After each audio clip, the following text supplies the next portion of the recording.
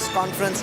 Let's listen in live to what he has to say. This is the worst possible outcome for Uddhav Thackeray, who was hoping to be Chief Minister of the Mahavikas Aghadi. Let's listen to the UBT chief. सुरक्षितता वाऱ्यावरती सोडली गेले म्हणून दिली का? म्हणजे नेमकं कळत नाही की कोणत्या प्रेमापोटी हा शब्द चुकीचा आहे, रागापोटी अशी ही लाट जणू काय उसळले हे कळत नाहीये. हा निकाल अनाकलनीय आहे आणि याच्या मागचं गुपित हे काही दिवसामध्ये तर शोधावं लागेल. तूर्त मी महाराष्ट्राच्या जनतेला सांगतोय की आपण निराश होऊ नका, खचून जाऊ नका. काही जण म्हणतात की हा ईव्हीएमचा विजय आहे, असूही शकतो, पण महाराष्ट्राच्या जनतेला हा निकाल मान्य असेल तर मग कोणीच काही बोलण्याची गरज नाहीये. पण जर मान्य नसेल तर त्यांना सांगतो की आम्ही प्राणपणाने महाराष्ट्रासाठी लढत राहू, महाराष्ट्राच्या हितासाठी आम्ही लढत राहू. कोणी काही म्हटलं तरी महाराष्ट्राच्या जनतेला मी वचन देतो की आम्ही तुमच्या सोबत आहोत. I promise. हा जो विजय आहे महायुतीचा, लाडकी बहीणचा इम्पॅक्ट असल्याचं म्हटलं जाते. लाडकी बहीणचा इम्पॅक्ट जर का असेल तर मग बाकीच्या ज्या काही गोष्टी या उघड दिसत होता, आपण सुद्धा रिपोर्टिंग केलेलं आहे. मी तेच म्हटलं ना की सोयाबीनला भाव नाही आहे, कापूस खरेदी होत नाही, शेतकऱ्याच्या डोक्यावरती कर्ज चढलेलं आहे, बेरोजगारी वाढते आहे, महिला असुरक्षित आहेत, ह्या अशा अनेक गोष्टी, बेकारी वाढते आहे. तर लाडकी बहीण पेक्षा ज्या महिला आमच्या सभेला प्रचंड संख्येने येत होत्या त्यांच्यासमोर प्रश्न होता की घर कसं वाढवायचं, चालवायचं. कारण महागाई वाढते म्हणजे वाढती महागाईची शाबासकी म्हणून या सरकारला मत दिलं का? आणि आता मला एक असं वाटतं प्रामाणिकपणे, हा टोमणा नाही, की यावेळेला तरी अस्सल भाजपचा कोणतरी मुख्यमंत्री होईल अशी अपेक्षा आहे किंवा आशा आहे. विकास आघाडीचं आम्ही फार प्रामाणिकपणाने वागलो, हे चुकलं की काय असं आम्हाला वाटतंय.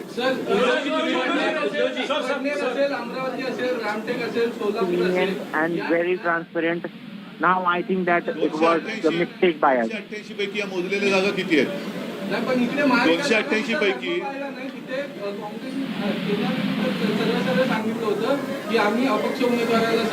बरोबर आहे, पण 288 पैकी या जागा किती आहेत आणि अशाच काही जागा या त्यांच्याकडे पण आहेत.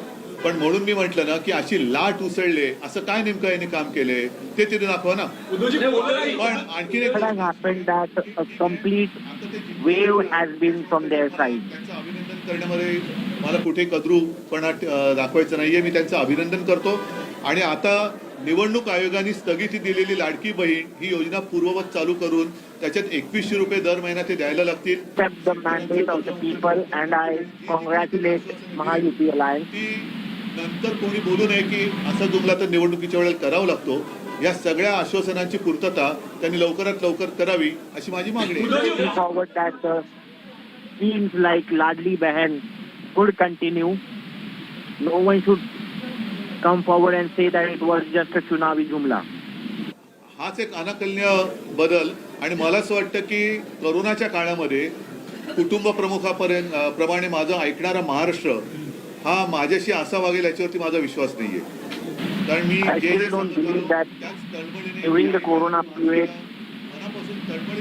I discharged my duties as the head of the family, but the people of Maharashtra will treat me like this. It is unbelievable. एक पोलराइजेशन दिखाई दिया, खुल के बात कर रहे थे, बटेंगे तो कटेंगे. आपको लगता है ये कुछ नहीं चला, क्योंकि बेकारी तो कुछ चीजें ऐसी होती है कि जो सेक्युलर होती है. जैसे बेकारी है, महंगाई है, वो सेक्युलर है.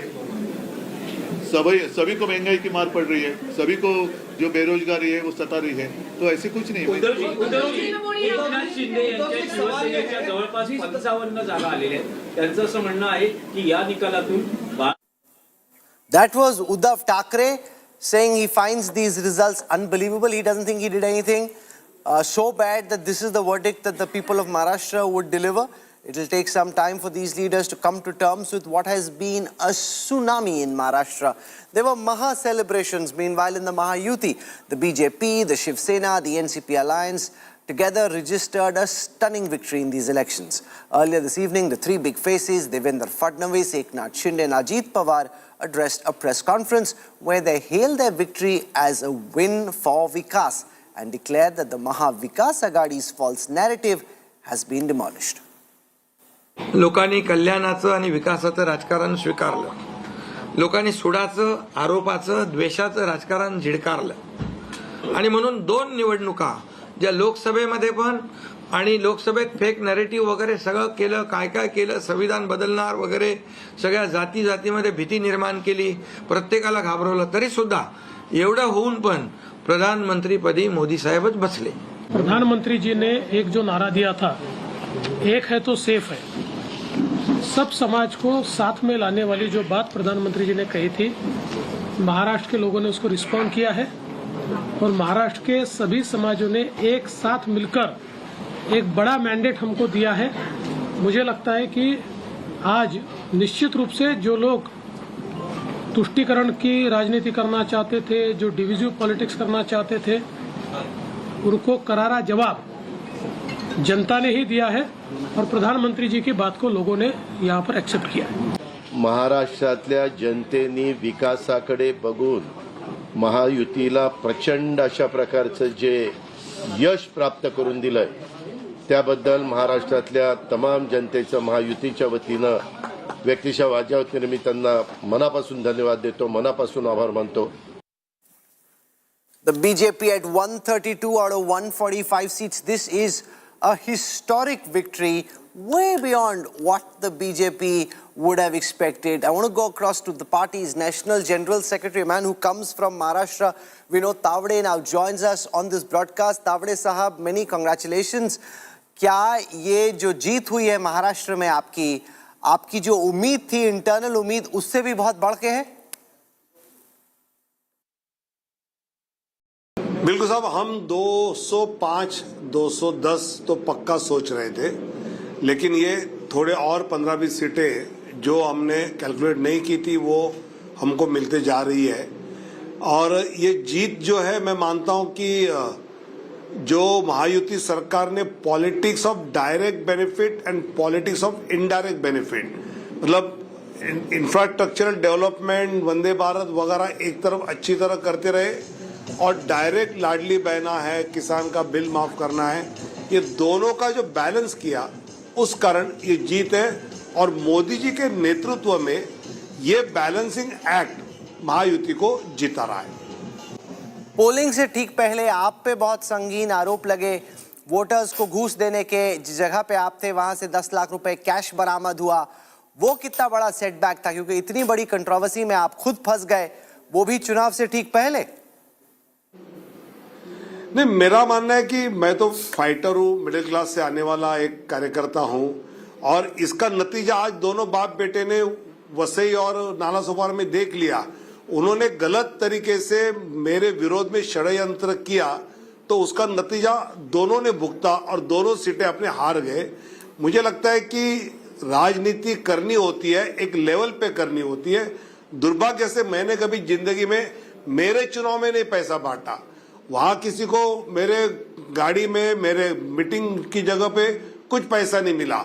फिर भी वो बोल रहे हैं, राहुल गांधी बोल रहे हैं, खड़गे जी बोल रहे हैं, ये कहां से राजनीति आई? ये मेरे लिए तो सवाल है. और मेरा तो ऐसे लोगों की मानसिकता के विरोध में लड़ने का मॉरल तो और बूस्ट हो गया. सबसे बड़ा सवाल इस वक्त यह है कि अगला चीफ मिनिस्टर यूटी का कौन होगा? क्या आपको लगता है कि इतनी बड़ी जीत के बाद बीजेपी का ही नेक्स्ट सीएम होना चाहिए या एकनाथ शिंदे कंटिन्यू करेंगे? मुझे लगता है राहुल जी, अभी अगले 24-36 घंटे की बात है. एकनाथ जी, देवेंद्र जी, अजीत दादा और केंद्रीय नेतृत्व बीजेपी का साथ बैठेगा, डिस्कस करेगा और नाम पे आएगा बाहर. महायुति का मुख्यमंत्री होगा और सर्वसम्मति से होगा, ये आज मैं आपको पक्का बोलता हूं. नहीं, क्योंकि सवाल यह है कि अगर कहीं आपने सीएम चेंज कर दिया तो वोटर्स को ये ना लगे कि धोखा हो गया, कि मतलब शक्ल दिखाई आपने शिंदे जी की और किसी और को चीफ मिनिस्टर बनाया. That's why it's a Hobson choice. काफी मुश्किल ये फैसला है कि अपना आदमी बनाएं या शिंदे जी को कंटिन्यू करें, जिनकी लीडरशिप में आपने ये इलेक्शन लड़ा. मुझे लगता है कि महायुति का चुनाव हम एकनाथ शिंदे जी के नेतृत्व में लड़े हैं और उसी समय यह कहा था कि सीएम का कैंडिडेट चुनाव के बाद बताएंगे. 2019 में जो हुआ कि चुनाव के समय कुछ कहा और चुनाव के बाद कुछ कहा, ये होगा नहीं।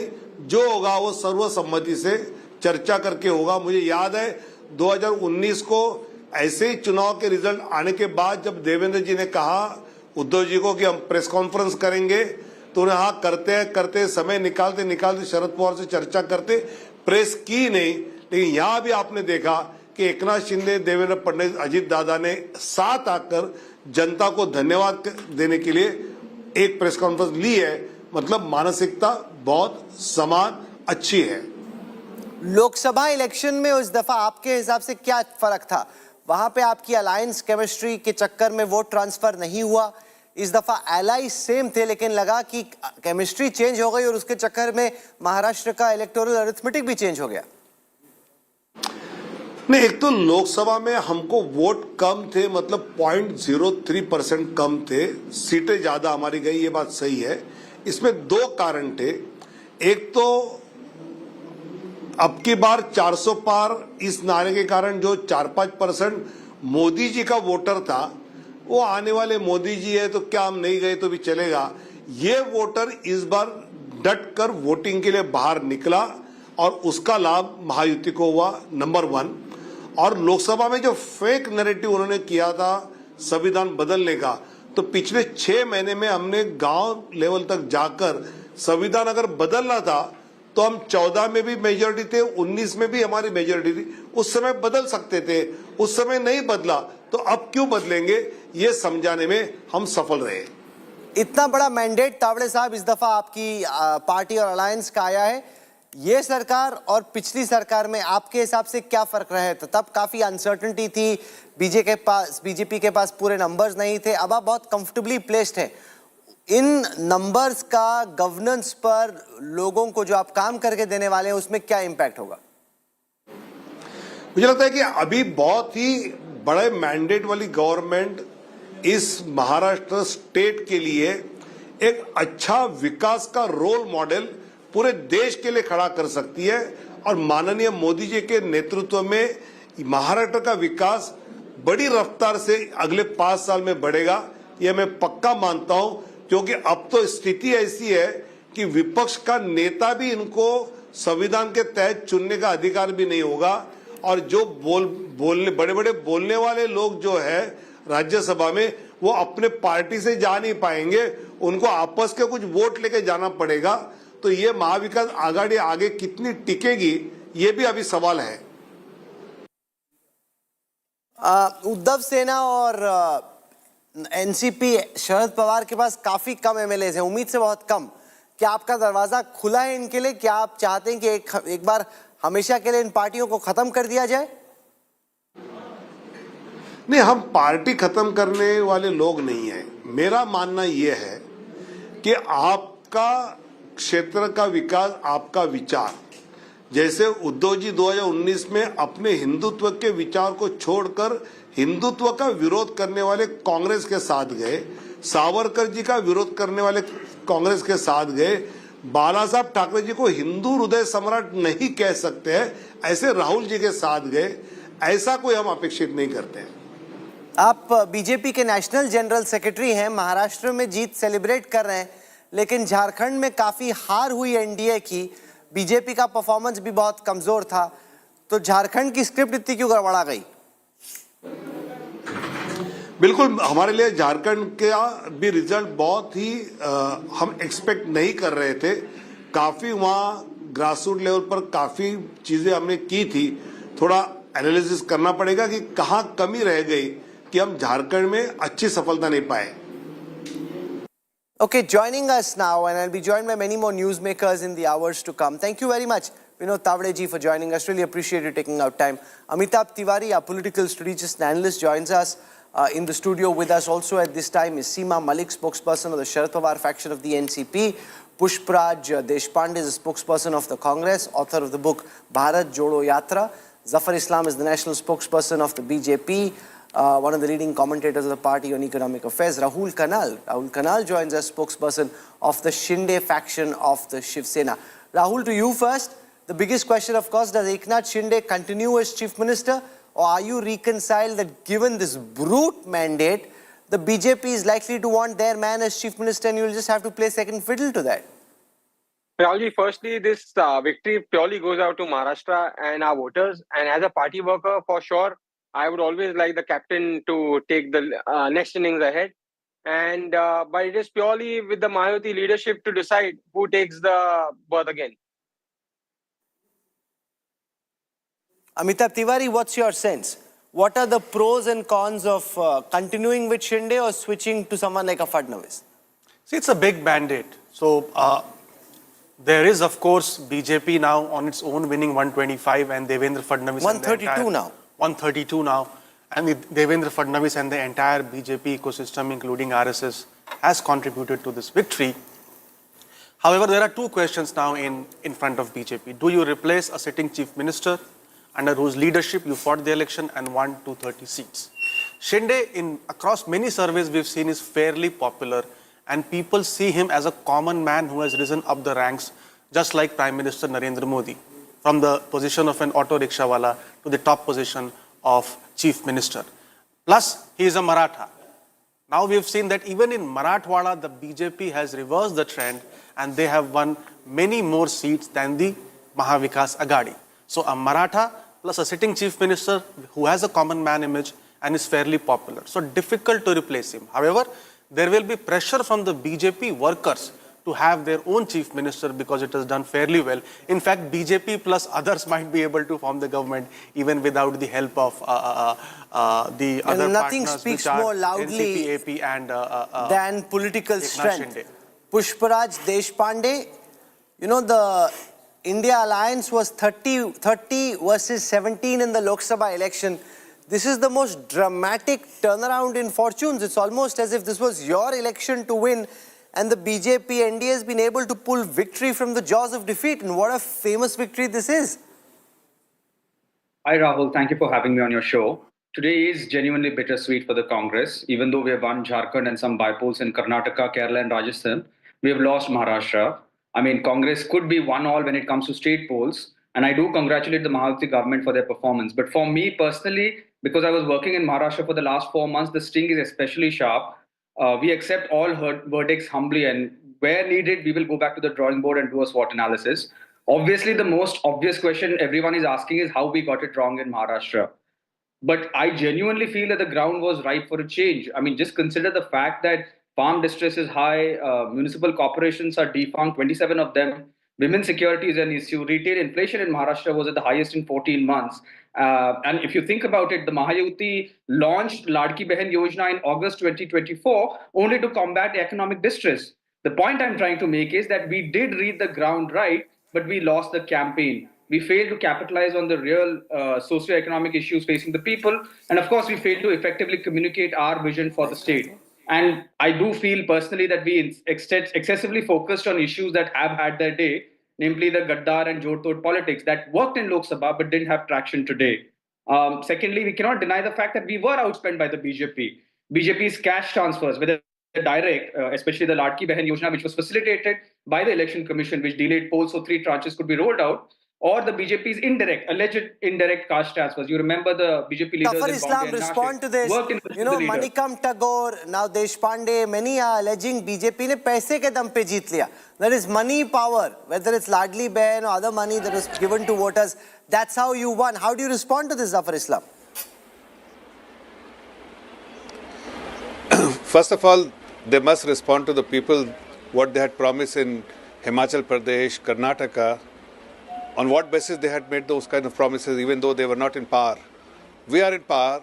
We exactly did what the responsibility was given by the people to when you are serving them as a government in the government. Then it is the responsibility of the government to do something or to come up with some welfare scheme to ensure that the benefits goes to the common man. And everything what we have done, like them, we have done the calculation, we made a budgetary provision.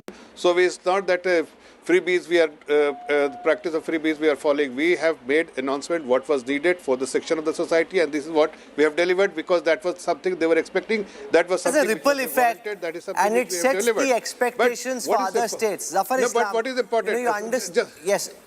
No, but that's the point. Just This a sets second. the expectations for other states as well. Everybody will expect the same now. No, but see, Rahul, I also told you in the afternoon that the differentiating factor between us and them, that we are in the government, we are delivering welfare scheme. We didn't promise anything before coming to the power that we will come out with the Ladli Bahan scheme or for that matter any other welfare scheme. We will not go to any election, even general election. We didn't make any announcement. We said no, we'll stay away from making such announcement unless we are in the government. Then we will come up with a scheme and we will ensure that we understand each and every pros and cons of making announcement and with how funds will be raised and how the budgetary provision will be made before making any such announcement. Having said that, the biggest vacuum in Mahavikas Aghadi was the leadership. We had a leader in the form of the Honorable Prime Minister, where all the three pillars, whether it's Fadnavis ji, whether it's Shinde ji, whether it's Ajit Pawar ji, was committed to the guidance of the Honorable Prime Minister. So we had a leader, his vision was something which was acceptable and being followed by all these pillars of Mahayuti. Unlike them, every day they were fighting. And you said there's a Maharashtra Raut. Actually, Sanjay Raut is responsible for Maharashtra Raut for Mahavikas Aghadi because he is the one, he's a loudmouth, he has a verbal diarrhea. Every morning he will get up and with the few channels around him, he will make few false allegations, he will abuse Mahayuti, he will say Rahul Gandhi has tweeted, I just want to take our viewers through what he's saying. People of Maharashtra have given a befitting reply. लोगों का India को विशाल जनादेश देने के लिए दिल से धन्यवाद। मुख्यमंत्री हेमंत सोरेन जी, कांग्रेस और जेएमएम के सभी कार्यकर्ताओं को इस विजय के लिए हार्दिक बधाई और शुभकामना। प्रदेश में गठबंधन की यह जीत संविधान के साथ जल जंगल जमीन की रक्षा की जीत है। महाराष्ट्र के नतीजे अप्रत्याशित हैं और इसका हम विस्तार से विश्लेषण करेंगे। The results of Maharashtra are unprecedented and we will examine them deeply. प्रदेश के सभी मतदाता भाई बहनों को उनके समर्थन और सभी कार्यकर्ताओं को उनकी मेहनत के लिए धन्यवाद। The Congress at this moment seeming quite flabbergasted with what happened in Maharashtra. They thought it will be a tight fight. They were thinking there's a possibility the Yuti may be in front, Rajat, but this is the tsunami that Yogendra Yadav was talking about, except it didn't happen in Haryana, it happened in Maharashtra. I think, I was just trying to understand what's the mood in Maharashtra. The opposition is shell-shocked. I mean, they're not speaking over phone. They don't know how to react. They don't know how to respond to how to ascribe the loss to, what reasons to ascribe it to, how to face your workers and your supporters, because, the leaders are right now faceless, and I think rightly so. If one were to introspect, and over the past 2-3 hours when we got a break, we were introspecting ourselves as to what really went wrong. I mean, if you take a step back and look at the entire campaign, you'll yourself realize that Uddhav Thackeray was throughout the election was battling, very basic things, that why are you going against your core ideals of your father? And throughout the elections, he kept giving flimsy reasons, one after the other, to Rajdeep and to you, Rahul. There is no clear answer. He cannot look into Shiv Sena's own supporters and workers and his party's core voters, look eye to eye and say that what he is doing is actually core to his politics, his father's politics. And that lack of confidence reflects, because you lose confidence, because you know what you're doing is you're bluffing to make up some excuse so that the Aghadi somehow seems reasonable. The problem is that if you divorce away from your core ideals, you start experimenting, you will end up in trouble. But look at Yuti. I mean, we were consistently saying that BJP needs to ensure that there is ideological consistency, even at the cost of directly opposing people like Nawab Malik. BJP tried to ensure that there is no compromise on what it stands for. Agar batenge to katenge is what BJP stands for ideologically, no matter what the consequences are, no matter what NCP stays, goes, whomsoever they put up. This is what our core ideals are, and there will be no compromise on it. And this is what charges the base. And the BJP's base, which went quiet, they are anyway winning, why should the RSS and all these Swayamsevaks would have thought that why put in that extra bit of effort? I think what BJP successfully was doing through this election was really giving a reason to its ideological base that we mean business, we are serious about what we say and what we stand for, and no matter what consequences it may project, we will stand by those core ideals. Seema Malik from the Sharad Pawar faction of the NCP now joins us. Seema, are you concerned that what is left of the Pawar faction of the NCP may soon also be gone? In the way that this election has ended, it will be very difficult. You've got just about 10 MLAs left. It's very easy for them to go and say, okay, that's where the future lies. They all, bow to the rising sun, which in this case is Ajit Pawar. See, Rahul, first of all, I would like to congratulate the BJP for their grand victory. And as you know, it was a bad day for us. We never expected something like this. And we fought the election wholeheartedly. We worked hard. And of course, we are a little depressed, but we have not lost hopes, Nirasha hai, par hatasha nahi hai. And it is very, it's very too soon that they will leave us and they will go there. Everybody is not like that, I'm telling you this thing. And we are also staying in our party and we will stay in our own party. So there are people who have got a loyalty and I think they will, so it's very... Sheila Bhatt joins us. Sheila ji, do you think that the NCP Pawar, Sharad Pawar and the UBT, what's left of it, will stick together? Do you think it's inevitable that the remaining MLAs will also leave? No, I think a lot of churning will take place. And I doubt if Sharad Pawar and Uddhav Thackeray's elected MLA would not like to join the government. Because it seems what? It is obvious that this government is a stable government. And when the stable government is there, there are obvious reasons for joining it. And Prakash Ambedkar also 2 days back said that he would like to join. But there's no need for him now. The thrust of the matter is that they all want, these days, it's a days of development, days of aspirations, days of living fast life for middle class people. Everybody wants to grow, everybody wants to earn money. At that time, who would like opposition politics, and that to be a weak opposition politics? So your question is that whether, and I consider this Maharashtra election result very differently in that sense that there are two national parties, Congress and BJP. They always wanted for decades to cut to size regional forces because they are nationalists. They think they don't understand broader issues. They are too regional, too local. They don't understand defense and other issues, security and strategic issues. So they take different stand. So from that point of view also, if you see Maharashtra result, it's very, it's understandable how... Okay, Aishwarya Paliwal joins us. She's at the BJP headquarters. It's Happy New Year. Come early, Aishwarya.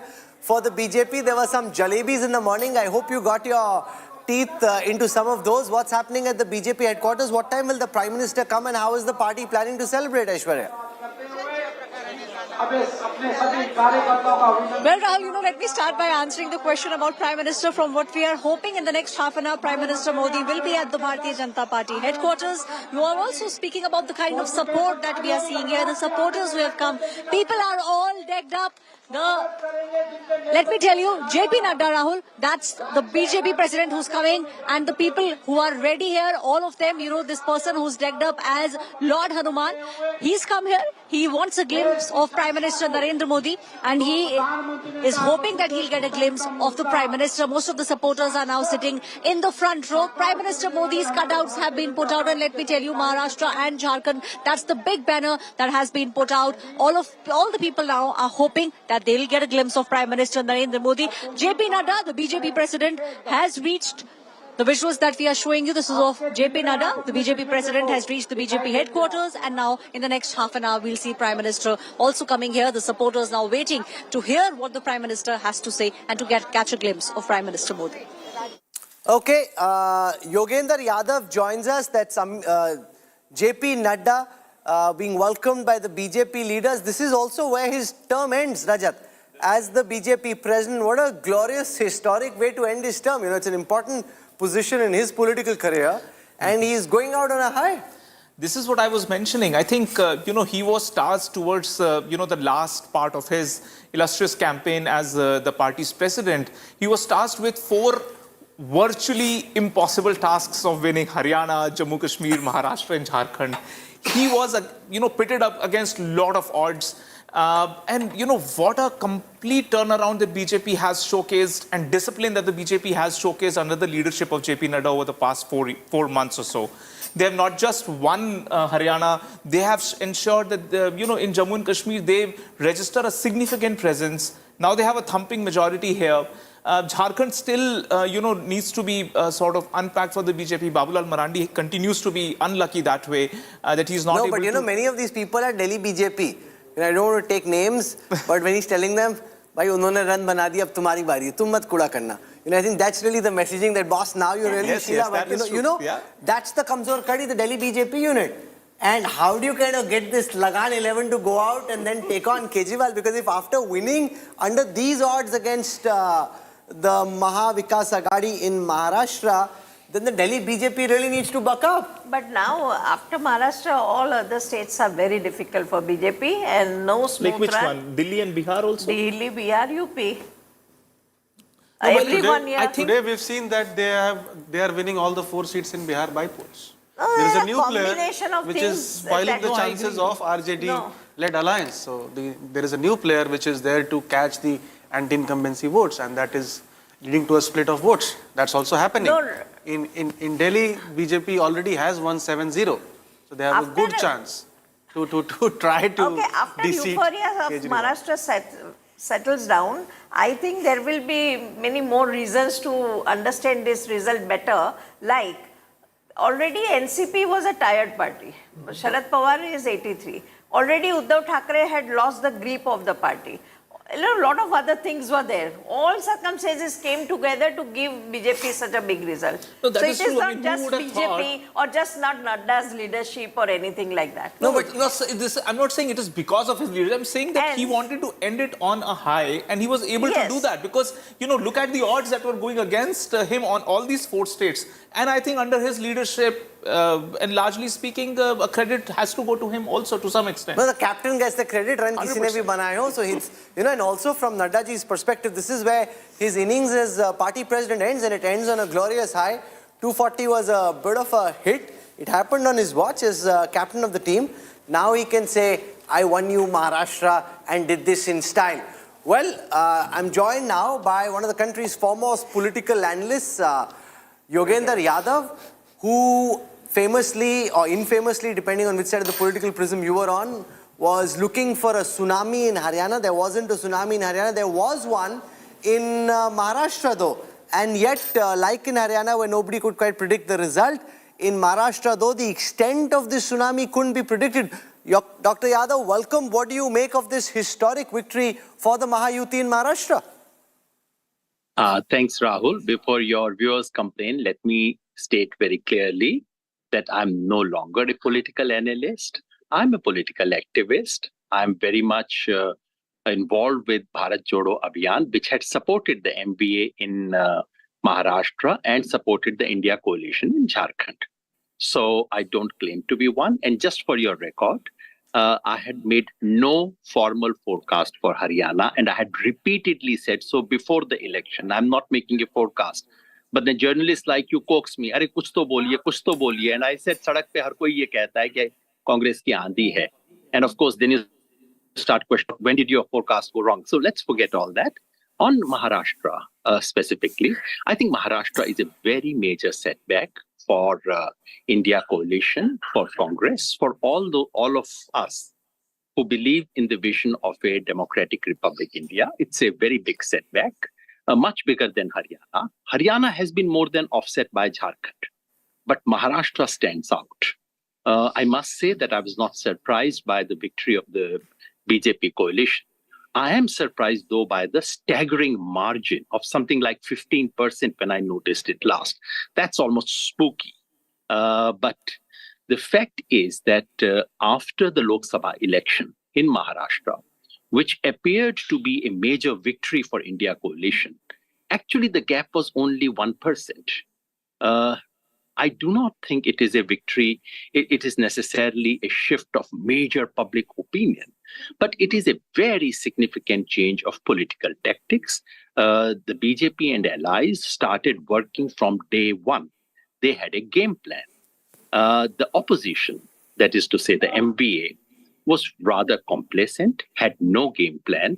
And in a situation of this kind, when you have when one side is up with very systematic plan, this is like the old Australian cricket team versus the old Indian cricket team. That is the kind of difference you had. The Mahayuti had 4 parts of the game plan that it had. One was liberal use of state resources. They used something like 1 lakh crore rupees in the last 2 months. Number 2 was social strategy, that is to pit OBC against the Marathas and to bring it the Mahadalits against the upper aspect of the Dalits. The third component was to fragment the elections with the help of large number of candidates, dummy parties and everything. And fifth was the Batenge Katenge tax promise scheme. Sorry.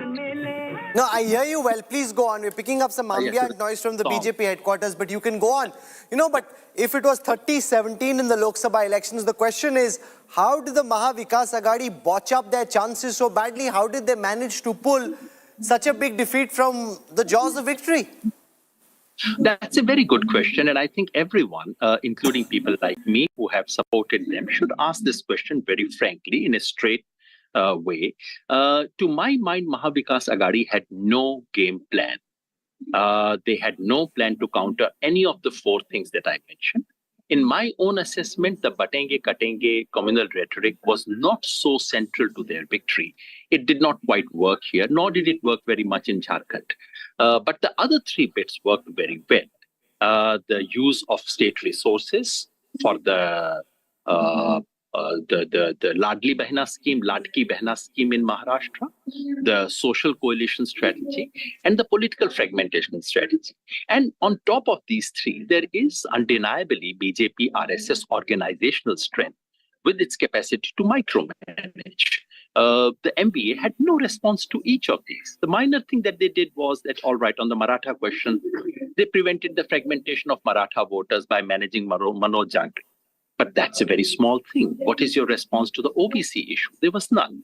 And instead of thinking about how to defeat the BJP, most of the MBA leadership was involved in trying to think about who would become the chief minister as and when the MBA wins, which was remote. So this is clearly a defeat that they should.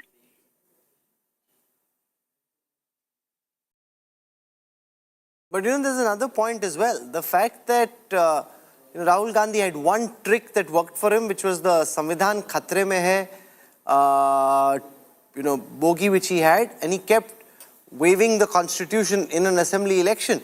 That also potentially didn't click. They tried the whole Gujarat versus Maharashtra tactic, that didn't work. They tried the whole Dharavi, Adani tactic, that didn't work, Sheila Bhatt. And they waved the constitution in an assembly context. We were like, I don't think this is what this is about. So voters have more finessing than Rahul Gandhi seems to appreciate. Yeah, because I think people don't want to live in illusion. They think even if some government we have some problem with them and their leaders, even if they seem to be delivering something, then they will go for it. I think direct bank transfer is a event which has changed the game of politics. DBT. But I also think this entire Adani issue, people see through it, because on one side you have Revanth Reddy, who is non-stop giving Adani and calling for Adani investment. In fact, the government of Telangana donated 100 crore rupees to Adani's foundation. So on one side you are doing all this, Gehlot and Bhupesh Baghel, attracting investments from Adani, and here you have one leader out of the blue, he wants to completely put all the blame against Adani. It doesn't work like that. Of Bofors, because what all Rajiv Gandhi suffered. So he thought that he is doing Bofors on NDA, but he forgets that this man is an Indian-born man. Bofors is a foreign company. See, Rahul Gandhi is not speaking in the language of the disgruntled voter, as you mentioned. The disgruntled voter had issues of inflation, agriculture, he should have been distress, doing farmer the- suicides. Absolutely. He's speaking about Adani, saying I'll tell ek you- hai to safe hai, caste census. No. This All things, status of this privilege. does not I'll tell resonate you. with the worker. So Rahul, listen to what Uddhav Thackeray says. He says, "Cannot believe Maharashtra will behave with me this way." What kind of an attitude is this? वो बपौती है क्या आपकी कि आपके हिसाब से वो काम करेगी? See, this is they take the entire people as if they are their slaves and they have to respond to the masters according to their likings. Rahul, This doesn't work like that. Yeah. To be fair to Congress and Rahul Gandhi both, I don't think he should not have taken up the Adani issue or any such issue which we think is not working. But any political party and a leader should pick up the issue, take it to the logical conclusion, and that is what convert it into votes. If you are not able to do that, then don't make it an election plan. It cannot be your primary election plan. So, like Bofors, VP Singh, we have Pushkar Deshpande, who's been part of Rahul Gandhi's Bharat Jodo Yatra, written a book on it as well. So here's the thing, you're waiving the constitution, which ultimately just turns out to be a notepad, not even the real constitution. And then you're saying Samvidhan Khatre mein in an assembly context. I mean, I think the voters have seen through everything that was attempted, and the MVA is at 49. The Congress just at 16. The Congress is lesser than the UBT. I mean, politically, it can't get more embarrassing than this.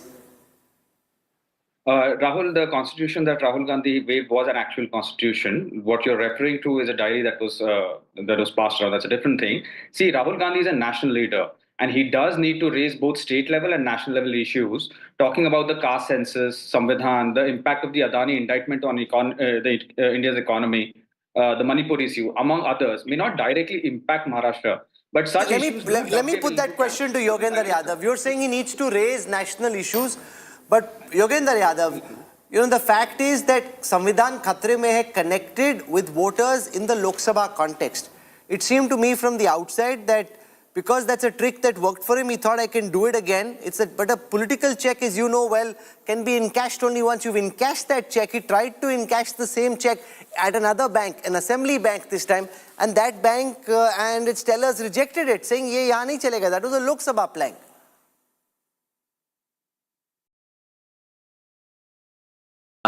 Thanks, Rahul. I'm sorry. I'm in remote rural Gujarat and the electricity went off.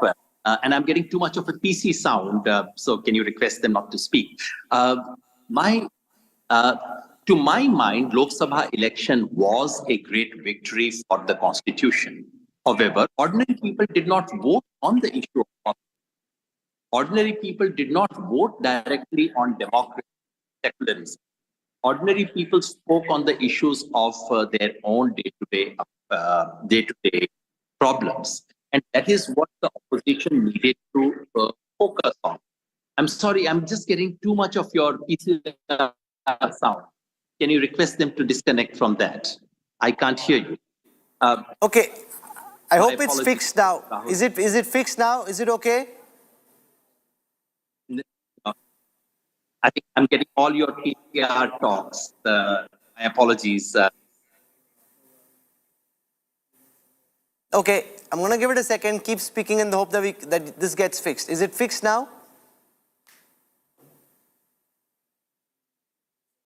Okay, give us a moment as we try and set that right. We'll come back in just a moment. But Amitabh Tiwari, this idea that as a national leader, that Deshpande makes, he has to speak about national issues, but he has to speak about issues that the voters there want. For example, if he'd spoken about kharche pe charcha, cotton, soybean, take up issues that matter to people, then you're speaking their language. Yes, so unemployment, price rise, agriculture distress, these are all national issues which he did not speak on. Adani, Ambani, constitution khatre mein hai, caste census, which all these issues might resonate with the national audience or might get him some headlines, but that is clearly not clicking with the rural audience or the audience in Maharashtra. That's the problem. No, but Deshpande, here's the thing. He tried that Rafale fighter aircraft charge. It didn't click. He tried the Dharavi charge. Even in that area, look at Mumbai. I mean, it's the Mahayuti that is won. So he keeps firing these blanks. They don't connect. And yet he thinks he's on the right track. He's convinced he's on the right track.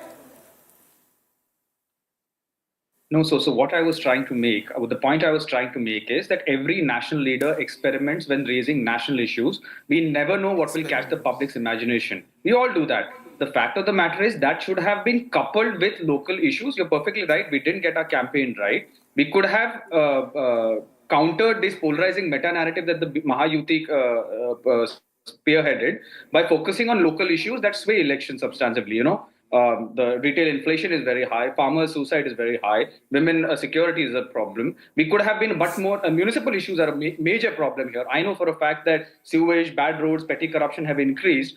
We need to focus on that. And I think that will become, when we go back to the drawing board, that will be one key takeaway that we will focus on when we go into the you're saying netas need to experiment. I mean, a question also asked is, how long do you keep experimenting before you finally crack the experiment? Yogendra Yadav ji, the fact that Rahul Gandhi is speaking about the constitution, I mean, for example, if he'd been speaking about kharche pe charcha, cotton, soybean, farmer issues, agrarian distress, I mean, there was anti-incumbency to be tapped into, and yet the leader of the opposition is not able to do it, and the Congress leader is calling this an experiment, saying he needs to experiment, try till you succeed, throw a few darts, maybe one hits. Well, that may be Congress's view. That's not my view. My impression is that I would not credit Rahul Gandhi with the success of the India coalition in Jharkhand, nor would I think Rahul Gandhi is principally to be blamed for the failure in Maharashtra. It is the job of national leaders to raise national issues, and it is the issues, and for local leaders to raise local issues. To my mind, what has gone wrong is principally not what the national leaders said. This is true of Congress. This is also true of the BJP. I don't think BJP national leadership has done something dramatically wrong to get Jharkhand to lose Jharkhand. To my mind, principally it was a state election. More than a state election, this became a local election. And BJP's great success in Maharashtra was actually to turn it hyper local. What it did was that it thought of how this government was formed, the fraudulent manner in which the government was formed was actually not an election issue. The MVA failed to turn it into an election issue, and the BJP successfully managed to erase it. That is where the election was won. So look at how things have changed. Earlier it was said BJP wins when it's a national election. That's Amit Shah. Look at the roar of applause that he gets as he comes in. He's delighted. This is a big victory for the BJP. He's the man in Marathwada and Vidarbha. We've been going constantly, going more to Marathwada and Vidarbha than he was to Mumbai, spending time there, now delighted. But the fact is that they micromanaged this election, and the MVA seemed to have been so certain that they were winning that they didn't make the effort required to win, Yogendra Yadav. On that, you're absolutely right. I think the MVA leadership did not simply focus on, they did not actually get their act together. Where was the MVA manifesto? They had some 5 declarations, but there was no common manifesto. Where was the one face? To my mind, they could have actually projected Uddhav Thackeray. That may not have been the bad strategy, but they did not. But they were anxious about each other. Where was the collaborative, a common strategy? There was none. That is, Shah will get credit. I'm sure neither you nor the BJP workers will blame Mr. Amit Shah for what happened in Jharkhand, where the Bangladeshi, the completely fake issue of Bangladeshi Ghuspaitias was raised again and again, obviously with his Ashirwad. But then, victory has, at a moment like this, people don't remember that. To my mind, now that we are doing analysis and we are not doing any BJP or Congress publicity, the fact is that national leadership on both sides was relatively inconspicuous in this election. Mr. Modi was not a very active campaigner. From both sides, national leadership was inconspicuous. But in the last instance, BJP-led national leadership will get credit for Maharashtra victory. In the last instance, BJP leadership should get the blame for Jharkhand defeat, where they had actually won the Lok Sabha election and lost in the assembly election. Similarly, in the last instance, India coalition leadership, but specifically Congress, should get the responsibility. National leadership, they should take the responsibility, because when they saw that MVA in Maharashtra was unable to get its act together, it was their duty, it was their responsibility to step in and say, don't fight, don't do all these small things, don't be so complacent, you can actually lose. They did not do that. Yogendra ji, the next big battle in Indian politics is the battle in Delhi. That's a party which you know well, the Aam Aadmi Party, you've been a part of it. The BJP is now out of power for a very long time. And the 10 years of anti-incumbency against Kejriwal and the Aam Aadmi Party at this moment, how do you weigh the Delhi election? Rahul, I will not commit the same mistake, because if I say a word, 2 months later you would say, you made a forecast, you were pundit. No, I'm not asking for a forecast, I'm asking for your analysis.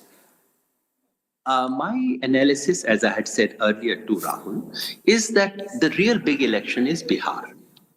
If Aam Aadmi Party wins in Delhi, that's unlikely to change the overall mood of the nation. And if they lose Delhi and BJP wins, that's unlikely to change the overall mood of the nation or peace.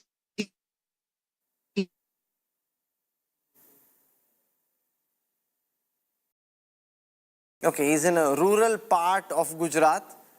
Remember, Rahul Gandhi said we'll win Gujarat in 2017. He was, of course, at that time straight off the bat of the 2024 verdict, and I think they were getting carried away. So instead of trying to focus on Haryana, Maharashtra, they already hata dunga, phek dunga, ukhad dunga. So just stay focused. Play one ball at a time, stay focused. Just because you've reached 50 doesn't mean you'll reach 300. So I think that's the lesson there for those who are getting carried away. We'll slip into a break. The Prime Minister will be at the BJP headquarters soon. There'll be a big victory parade, a big celebration, a massive, unprecedented victory for the Mahayuti and the BJP in Maharashtra, and a big victory for the India Alliance in Jharkhand. We're tracking all of that when we come back on the other side of a quick break.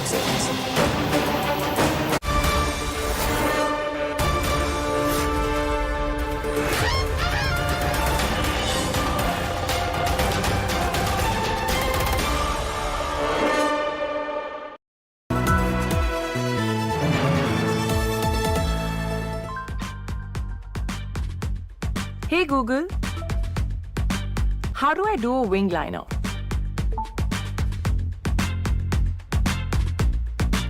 AI Ray. Flip the script with the new Motorola Razr 50 series. Hello, Moto. Motorola Razr 50 Ultra comes with Google Gemini. Hi, I am AI anchor Sana, bringing the top headlines for you, presented by Motorola. Big blow to MVA in Maharashtra as Mahayuti crosses majority mark. Jharkhand Assembly election results declared, Hemant Soren set to form government again. Supreme Court issues notice to CBI and ED on Manish Sisodia's bail relaxation plea in Delhi excise policy case.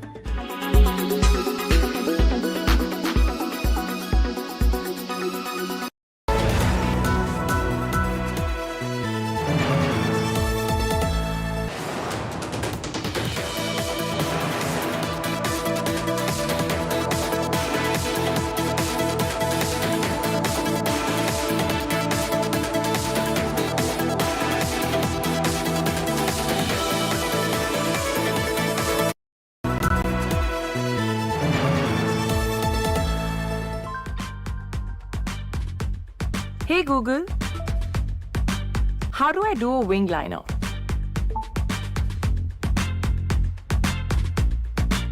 AI Ray. Flip the script with the new Motorola Razr 50 series. Hello, Moto.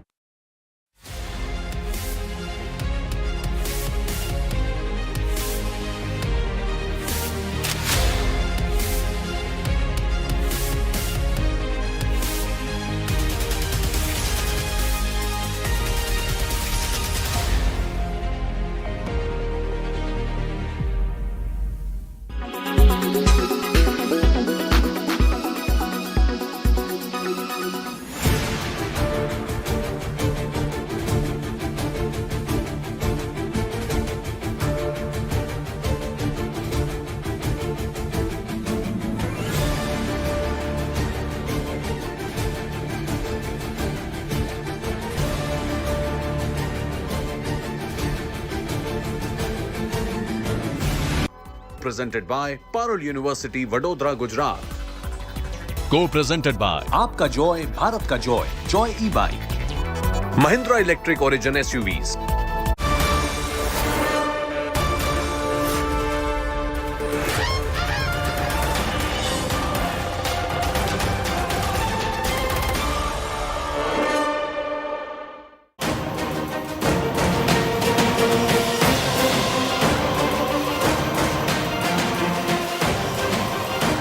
Watching our live and continuing coverage of the Maharashtra and Jharkhand results. Lots of the key newsmakers joining us. A big celebration planned at the BJP headquarters this evening. We'll be going across live when the Prime Minister comes there. We're getting these live images of the build-up in the meanwhile. Let me take you through the headlines. I'm tracking at 7. It's a Mahayuti tsunami in Maharashtra. BJP secures its third consecutive victory in the state. Shinde Sena gets more seats than Maha Vikas Aghadi combined. Ajit Pawar redeems himself with NCP's performance. PM Modi hails the Mahayuti victory, says development and good governance is won. PM declares united, we will soar higher. He also congratulates Hemant Soren on his Jharkhand victory. Race for the Chief Minister's post in Maharashtra intensifies. Who will it be, Eknath Shinde or Devendra Fadnavis? Ajit Pawar's wife says the NCP Neta should be made CM. After poll rout, Maha Vikas Aghadi cries EVM conspiracy. Aditya Thackeray says it needs to be investigated if people or EVMs gave the verdict. Sanjay Raut says the results are unbelievable. JMM-led India Alliance wins Jharkhand. Hemant Soren set to return as CM, thanks his wife and star campaigner Kalpana Soren for the victory. BJP Alliance wins 7 out of 9 seats in the Uttar Pradesh bypolls. UP CM Yogi Adityanath credits PM Modi for the victory. Says ek rahenge to safe rahenge message resonated with voters. Priyanka Gandhi Vadra makes a smashing debut as Lok Sabha MP, wins Wayanad by over 4 lakh votes. Priyanka thanks her brother Rahul for his support.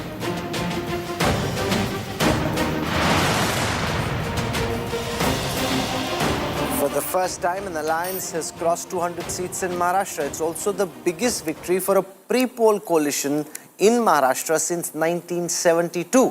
And the worst ever performance for the Sena, UBT, NCP of Sharad Pawar and for the Congress. Take a look at what happened through the day-to-day.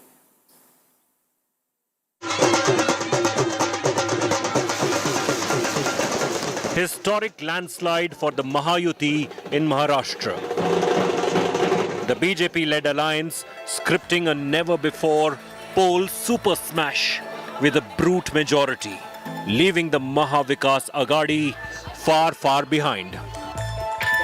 Maharashtra की जनता ने जो अप्रत्याशित इस प्रकार की जीत हमको दी है, महाराष्ट्र के सभी समाज के सभी लोगों ने एकता दिखाते हुए महाराष्ट्र में मतदान किया है। मैं विशेष रूप से हमारी लाडली बहनों का, लाडले भाइयों का, लाडले किसानों का, सभी का बहुत आभार व्यक्त करना चाहता हूं। लाडकी बहीण असेल, लाडका भाऊ असेल, लाडका शेतकरी असेल, महायुतीवर प्रेम दाखवलं आणि त्यामुळे मी सगळ्या मतदारांना मनापासून धन्यवाद देतो आणि त्यांना एवढ्या मोठ्या ऐतिहासिक विजयासाठी साष्टांग दंडवत घातला पाहिजे.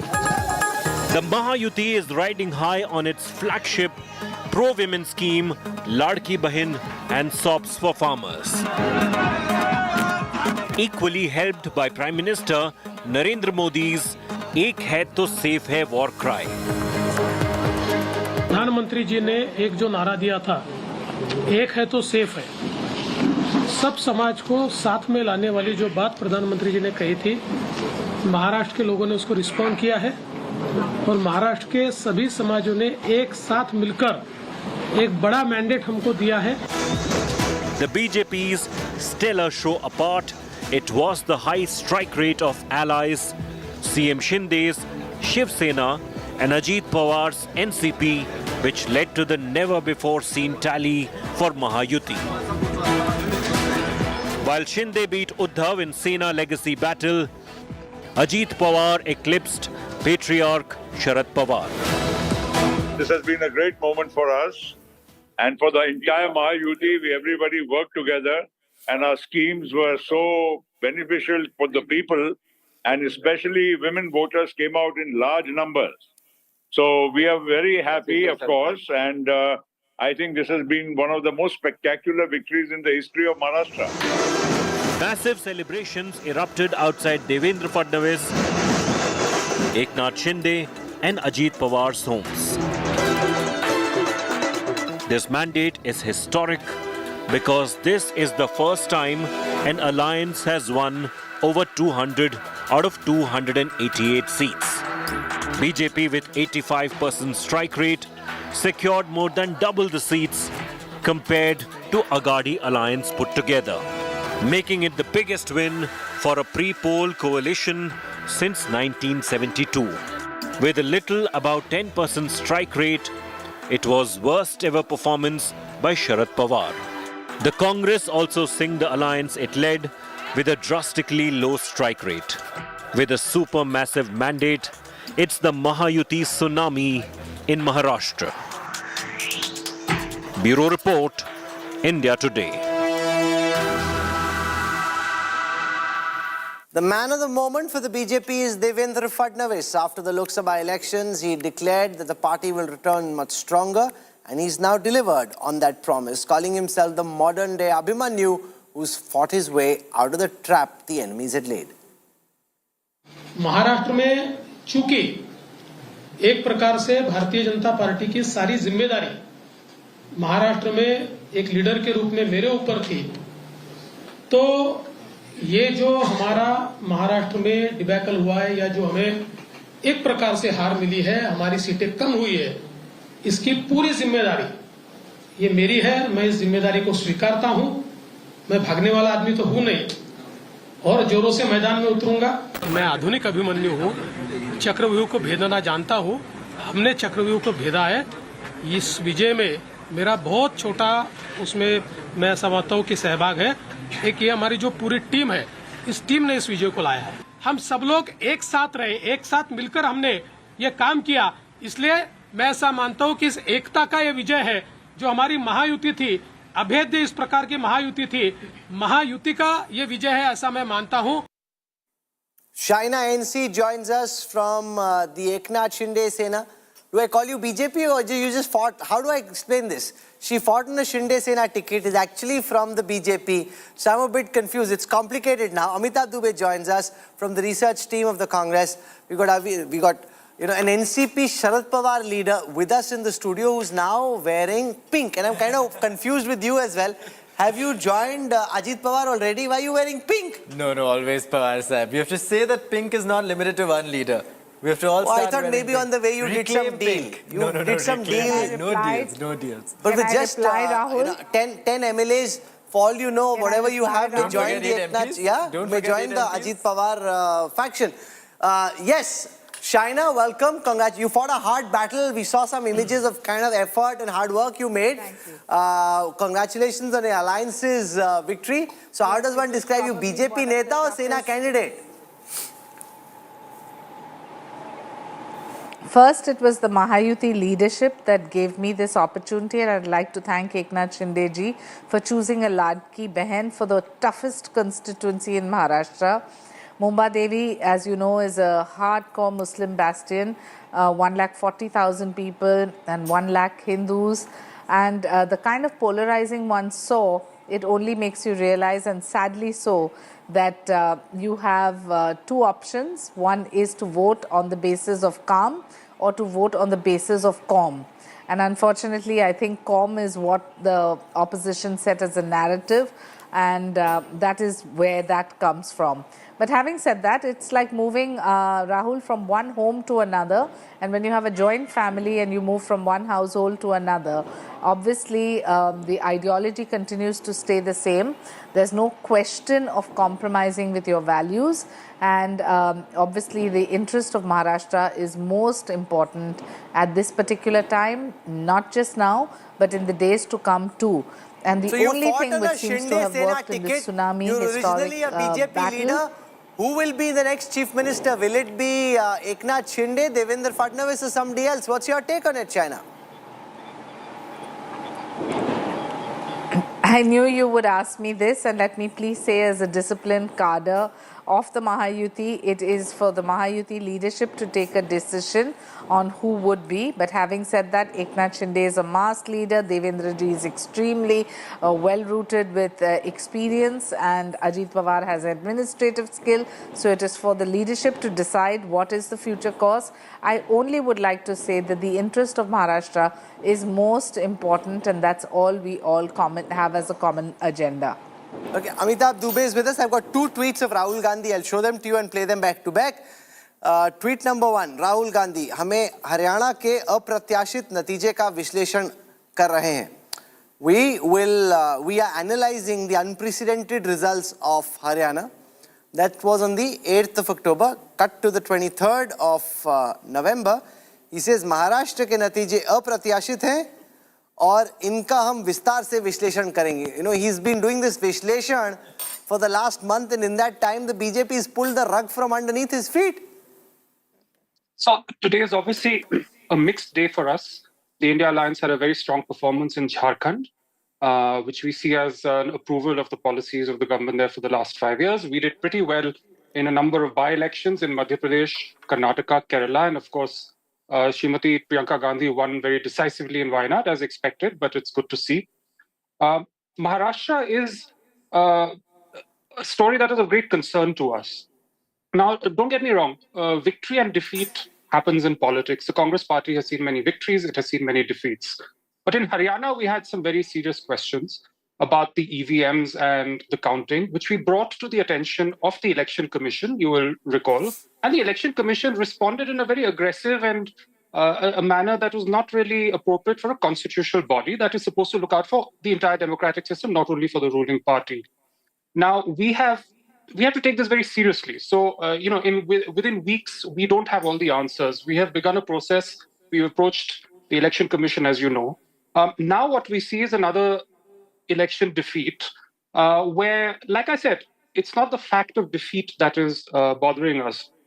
The BJP has gone from just 6 months ago, the BJP won 9 out of 28 seats in the Lok Sabha, and now it has won a record 133 out of 148.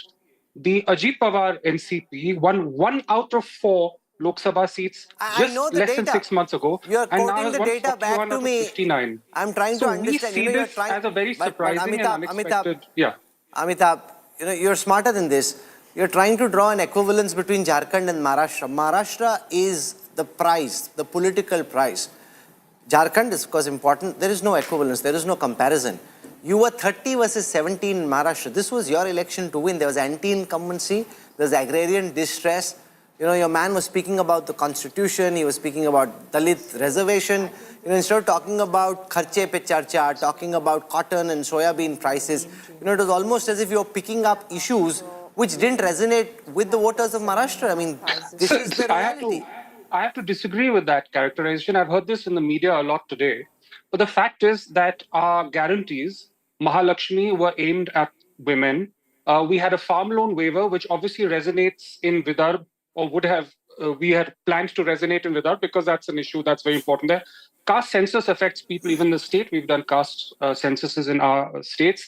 Health for all, 25 lakh, insurance, unemployment allowance. These are all issues relevant to a state election. It's not fair to say that we were only carrying on the issues from the national election. Those issues are important, but we were addressing a lot of the concerns of the state.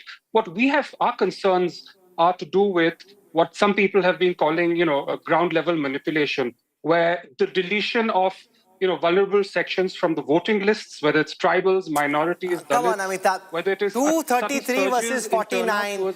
Even if I for a moment take that some tactical adjustments may have been made, you don't get this kind of a verdict by knocking a few names off the electoral list.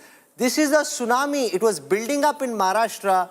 You were so blinded by confidence that you couldn't see what was going to come and hit you in the face. That's really what happened. Now you're trying to find some fault with electoral rolls or EVMs. No, we are not doing it now. We were doing it throughout the campaign. We went to the Election Commission for the last month, we've been raising these very issues. And of course, the Election Commission doesn't do sunwai nahi hoti, as they say. They have a very arrogant attitude about this. They don't listen to us. They don't treat it with the seriousness it is due. And so we have many questions and concerns about this election, which we have raised, which we mentioned in our press conference today, and we will continue to bring to the relevant authorities. Anish Gawande, do you think you're in the wrong NCP? Are you wishing this evening that you were on the other side? Not at all. I think definitely in the right NCP, and one defeat does not a party make. And similarly, a single But this victory. one defeat could a party break. No, I don't think so. I think when the party broke off... You're also wearing pink. I'm also wearing pink. But when the party broke off, I think there was a similar moment. There's messaging in the pink, whether There's you agree no with messaging it. in the pink. I really should have chosen a better wardrobe today.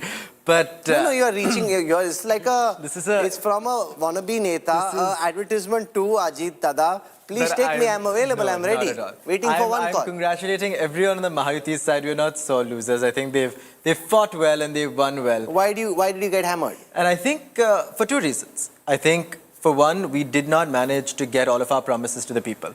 I think there's a reality that the Mahalakshmi Yojana did not reach people in time. Why not? Unfortunately, because it was announced late perhaps. Maybe there was also the fact that every single evening, Rahul, we were being bombarded with some ulema letter or the other, some new controversy around religion in an attempt by no less than the senior leadership of the ruling party to create this election into a Hindu-Muslim election. And we failed to counter that, right? And I think in many ways that became the dominant narrative in the 1 week before the election. Yes, Rajan. See, if an ulema is issuing fatwas after fatwas, and you are saying that, I should have dealt with those fatwas later on. I mean, half of the party would have actually wanted those fatwas to come out. My problem is the first one that you said. Typically, we have seen that the Congress party is fairly good in terms of literally, doling out promises and ensuring those promises reach every household. My problem is 1 week before the election, you actually formally came out. 3 days before, you were saying the soybean price, support price that you're going to give of 7,000 rupees, just 3 days before. How on earth are you also that big press conference happens, Amitabh, Amitabh, on the day Donald Trump wins in the United States in the evening. I mean, there's some basic election management 101. Donald Trump is winning. You want to get your message to the voters. The day after you do your press conference, finally the BJP has already booked out all the front pages of the newspapers. I mean, they were running circles around you. See, I do obviously disagree with that, because what we saw in the general election is we were running circles around them. Now, it doesn't happen that overnight suddenly they have become geniuses and we have become naive at politics. There's much deeper things going on which we have brought to people's attention. There's what are these deeper things you're talking about? Announced on the 6th of November, which is not last minute at all. There's enough time for them to be distributed and people to know about them. So I think it's very easy to jump on the loser in an election and say you did this wrong, did that wrong. We have to be fair and balanced. And we've also brought some concerns forth, which I think should be given a fair hearing. Vinod Tavre was caught distributing cash. All sorts of things were happening in this election, which aren't just, a good strategy, but there were some very dubious means used. Shaina NC, Manickam Tagore said this. Amitabh Dubey is saying this. Lots of Congress leaders think that you all gave money and that's how you won. Ki paise ke dam pe jeet gaye. I want to make just one point. Yes. There have been lots of allegations through this election. And if we even look at narratives, I have to make this point, so I want to make it right now. That, every morning you had a Sanjay Raut coming out with a comment. You had a Nana Patole coming with a counter comment. The kind of language that was used, whether it was item, mal, bakri, kutta, I mean, that was the level to which they stooped. So people were fed up of listening to this kind of repartee. And in fact, they voted for us in large numbers based on the development work which the Mahayuti has done in 2.5 years. And it's imperative for your viewers to know this, because when people see this kind of a historic tsunami, it's also out of disgust of the other side that seems so desperate to just want the seat of power. If you look at what Nana Patole said, he said that, the Congress is not going to accept a Shiv Sena CM. Shiv Sena, Ubata Sena was of the opinion that they would be in a position to even contend, which was like saying you're, having a dream or a nightmare both combined, because you're not even going to get the numbers. But if you see ideologically also, when has Congress ever said Hindu Hriday Samrat Adarniya Balasaheb Thackeray? Not even once. When has the Shiv Sena talked about its own vote bank? It has Ubata Sena. It has only resorted to Muslims and Dalits as a vote bank. So this kind of pseudo-secular You know vote the bank Thackeray family well, is something Shaina. that has Will the cost them UBT heavy. last as a political entity, or do you think these 20 MLAs that they won may end up coming and joining Eknath Shinde as well? Let me please say that the Ubata Sena is done and dusted.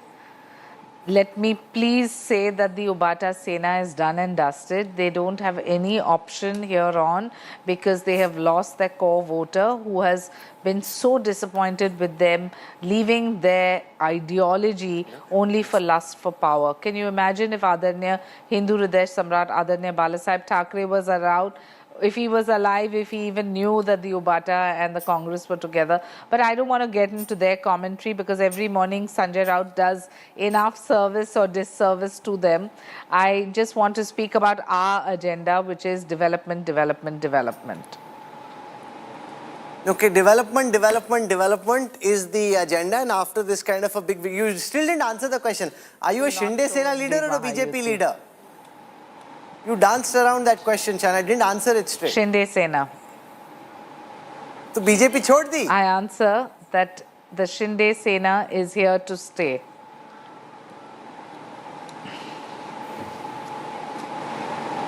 Okay, let's not put her on the spot. It's a tough question to ask.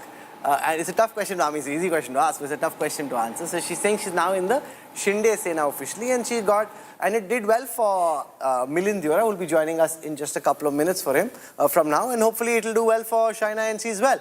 So thank you very much, Shaina, for joining us. Rohan Gupta now joins us from the BJP. Rohan bhai, this is a massive victory. Would you accept that this is probably bigger than what the BJP was expecting? Oh, he's joining us from the headquarters. So there's lots of shor sharaba, I'm sure, happening around you. But in the morning, when Rajiv had asked me my number, I told 200 plus. So obviously I'm not a cephalogist, but for ground reality, after seeing 22 elections, at least I could feel the pulse of the ground. And even 2 days back, I was in debate with you. I was telling that opposition is totally against, there was no narrative with them. They completely lack narrative as far as national narrative or local narrative. And I think this is the result of that, but nobody would have accepted this kind of landslide victory, where you have 234. This is a historic victory in state of Maharashtra, and clear-cut mandate in favor of Mahayuti. It is a clear-cut mandate in favor of people, and message by people is very clear. You have to work for us, irrespective of caste, religion, anything. We want government to work for us, number one. We don't want divisive politics, number two. And in case you are promising something, you have to show us in different states that you are capable of fulfilling that. So I think all these three narratives put together, this is the result of this landslide victory. And I think congratulations to Modi's leadership and each and every BJP worker, Mahayuti No, so if you're so rara... Okay, I want to go across now to Rajya Sabha MP Milind Deora, who gave the Thackerays the fright of their life by fighting right till the very end. He lost in the end, but what a fight this was. I mean, I asked earlier if you were Bali ka Bakra, far from. You almost turned out to be the giant slayer at the end of a long and bruising day. Milind bhai, your reflections on what could have been? Thank you. I'd like to go beyond the terms of Bali ka Bakra and giant slayer. I think there's more to politics and elections than that. The truth is, as I said to you earlier, there was a lot of anti-incumbency locally, and I took on, I would say, the entire might of the UBT party, which still is formidable in certain parts of Mumbai. They won 3 seats in South Mumbai itself. And the entire might of the party, when I say the entire might, Worli, mind you, I was taking on a former CM, a former minister in the government of Maharashtra, a former union minister. The local MP is theirs. The local MLAs, of course, Aditya. Two MLCs from Worli who are both former MLAs of Worli, 3 former mayors, and MNS who was busy cutting our votes. And for us to have brought it down to 8,000 votes, in my opinion, I'm proud of the way we ran the campaign within a very short period, maybe about 18 days or so.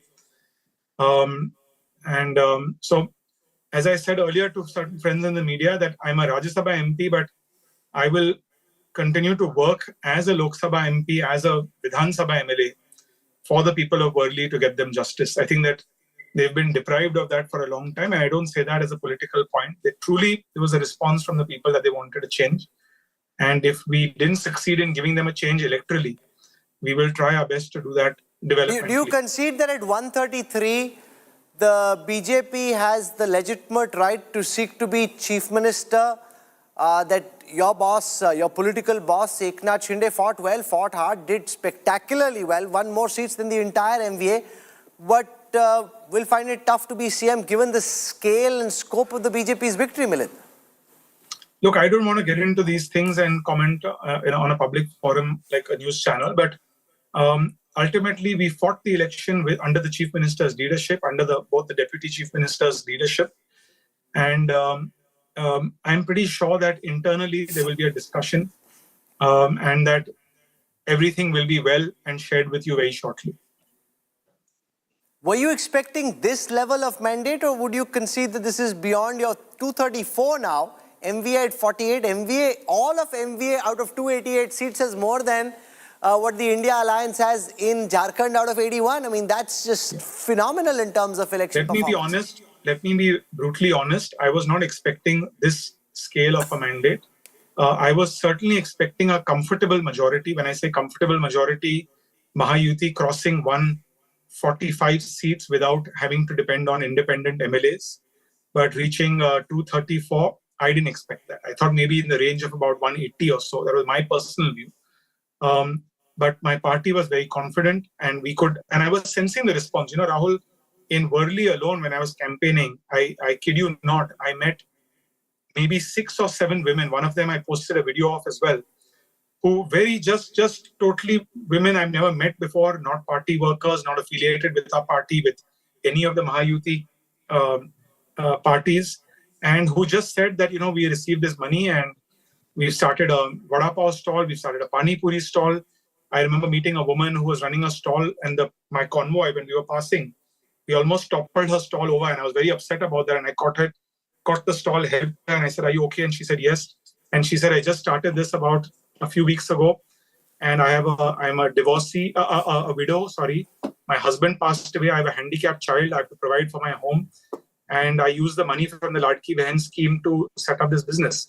And my camera team was with me, and I said, "You know, would you like to send a message to the chief minister?" And she started speaking and had tears in her eyes. She couldn't speak. So, you know, there was this overwhelming support, which was very visible during a campaign from women, especially. That's one. I think the second thing which worked was, we ran a campaign which said that we want to take Maharashtra forward. We had an agenda. There was projects on the ground that had been executed. As usual, all I was hearing from the opposition was, "I'm going to stop this, I'm going to stop that, I'm going to stop this." Almost like it was a campaign slogan, like, "I'm going to stop this." So we coined the phrase speed breaker politics. No, but you know, Ramesh Chanitala, who ran the infamous Congress campaign in Maharashtra, has just said that today's verdict is unbelievable. I've contested many elections myself. We spoke to people on the ground. Even the exit poll said there is a fight. How can we believe this verdict? You know, from Manikam Tagore, you know, all these people you know well. Manikam Tagore says money won. You know, I just had Amitabh Dubey of the research cell. He says, you know, something seems terribly amiss. They're questioning EVMs and whether they are valid. How do you respond to the kind of reactions that we're seeing from the Congress party, Milind? I find it ridiculous. And of course, some of the names you mentioned are people I hold in high regard. Some are complete clowns, unfortunately, and I don't like to say that. Which one is the clown? Whoever, that doesn't matter, but some of them have absolutely no idea on the ground. Now you're not bound by the code of conduct of the Congress party. Which one of those did I name was the clown? It's not a code of conduct. No, I don't mean the 3 people you mentioned. I mean that there are some people in the party who are complete jokers in terms of the kind of stuff that they believe. I mean, they think, I've often said, I've said this in a tweet once, that if you get the story right, you can get data and facts wrong. And I think when you over depend on data and you think that data wins you elections as compared to a strong narrative, when you think that fear wins you an election as compared to hope, then you should expect these kinds of victories, or these kind of defeats. So, ultimately we sold a campaign which was positive, which was development oriented. If I look at Mumbai, Rahul, and I'm a hardcore Mumbaikar, as you know, there has been massive development, and I can tell you this as a Mumbaikar beyond a politician. Things that I've been fighting for 20 years of my political life have finally come to fruition thanks to this government's efforts. And when I say this government, I mean starting from Devendra Fadnavis when he was chief minister in 2014 to now. And every time when we were in power, when Congress was in power in 1999 to 2004, they were just opposing those projects at the time, either the center or the state, for environmental reasons, other reasons. And that narrative was continued by the MVA partners in this election. And I really believe that ultimately people don't want speed breakers in their way. They want things to go forward. It's wrong for these data guys in Delhi in the Congress party to think that Indian voters, because they're not as literate or as well educated as them, that they're less informed. They know what's going on in the world. We've got one data guy, by the way, live. I don't want to put you in a debate with him, but one of the data guys of the Congress is in fact live. All I'm saying is, Rahul, I'm not, I don't know who this, but all I'm trying to tell you is there are the voters of Maharashtra, Mumbai, India, they know what's happening globally. They know what's happening with America. They know what's happening with China. They know what's happening on our borders. They know what India needs to do to get ahead. And they don't want to hear someone repeatedly running down the India story. And I tried to warn the Congress for a long, long time. But I think that, unfortunately, I'm not a data scientist or one of those kind of people. So when you're someone on the ground, you have your ear to the ground, you don't get rewarded, unfortunately, in certain systems. But beyond that, that's history now for me. But Rahul Gandhi, who you know well, Milind, made a big deal of the whole Dharavi issue, the slum Just hear my question. Hear my question, then make the point. Rahul Gandhi made a big deal of the slum rehabilitation issue, attacked the Adani group non-stop through the campaign, trying to give it a Maharashtra versus Gujarat kind of angle, that industry is going to Gujarat. What do you make of the verdict in the context of the kind of campaign that Rahul Gandhi ran? No, I would want to get into a specific person's campaign, but there was a campaign by the MVA to make it Maharashtra versus Gujarat, Marathi versus Gujarati, Maharashtrians versus Gujarati people. That failed. That was a divisive campaign. People saw through it. Maharashtrians saw through it. It failed. My opponent Aditya, there's so much anti-incumbency in Worli. There are projects which are stuck for 25 years, 30 years. People were asking me that why is he talking about Dharavi when he's not talking about Worli, where he's an MLA from? And it was a valid question. And I said, you should ask him that question. Don't ask me that question. So I think sometimes people lose touch. But as I said, there's a huge challenge before the Mahayuti. It's a challenge where it's a massive verdict. People obviously have voted us in with high expectations, regardless of what happens. How does the nature of governance change? Given the scale of this victory, the stability that now comes to Maharashtra, what should voters expect to be different over the next 5 years? It's a good question. And I think that one thing we can expect is that all three leaders of this alliance, Rahul, I've seen politics for a long time. I've seen Maharashtra's politics for a long time. They are three of the hardest working politicians I've met in my life. They work non-stop. Some of them work till late in the night. Some of them wake up early in the morning. They are at it 24/7. And so you will not get... Are you having to work harder than you had to work in the Congress, Milind? Don't make it about me, please. No, I'm asking a good question. No, I asked Jyotiraditya Scindia the question and he said he's had to work much harder because it's a party that just expects a faster pace. Let me put it this way. Now, since you're making it about me, I entered politics to work hard, to do good things, to bring about positive change. Am I feeling more empowered that there's more people who want to listen to good suggestions about taking Mumbai forward, about attracting investments to Maharashtra? Yes, I am feeling more empowered if that's what you're asking me. Does that make me want to work harder? leave no stone unturned? Yes, it does. So it's about being empowered. It's about if you empower someone, everyone has a strength, Rahul, I believe, in any profession. And if you empower those strengths and don't see those strengths as weaknesses or as threats, then people do their best. But that aside, I think that because these three leaders are extremely hardworking, nobody will be able to complain that they are inaccessible. They're not going to be working hard. They're not going to be working 24/7 for them. That said, it's also literally a 24/7 government, because Ajit Pawar starts from 5 in the morning, Eknath Shinde sleeps only at 5 at night. So you've got the whole day covered. One guy is sleeping when the other one wakes up early, the other guy is up all night when the first one's sleeping. So it's 24/7 in a very literal sense of the word. No, but even Mr. Shinde may sleep late, but he also wakes up early. So he's someone who, in fact, I think he doesn't sleep enough, and I try to tell him to sleep off. But anyway, that's a different issue. I think that the challenge before us will be to honor this mandate, to do our best, to continue with schemes that have worked and that are truly empowering people, number one. Number two, to also, we've done well economically. We were number 2 in terms of attracting foreign direct investment about 3 years ago. We've come back to being the top state in terms of attracting FDI in India. Almost 52% of foreign direct investment which came to India last year came to Maharashtra, which is unprecedented and very encouraging. But we certainly need to do much more. I would say the biggest challenge before the government will be that we need to bring more and more investments in. We need to increase revenue for the Maharashtra government so that we're able to continue to support and further augment and strengthen these schemes. That to me is challenge number 1 before the government, which we need to put our heads down after everything settles down and focus on. We'll leave it there. Milind Deora, for fighting a good fight and for joining us tonight. Thank you very much. Wish you all the best.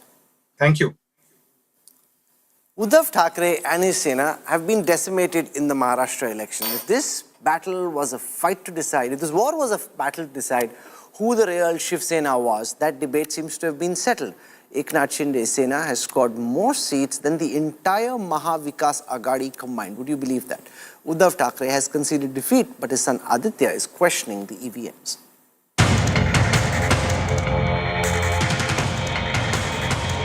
The loyal deputy has now come of his own. It was in 2022 that Eknath Shinde dumped Uddhav, citing an insult to the legacy of Balasaheb Thackeray.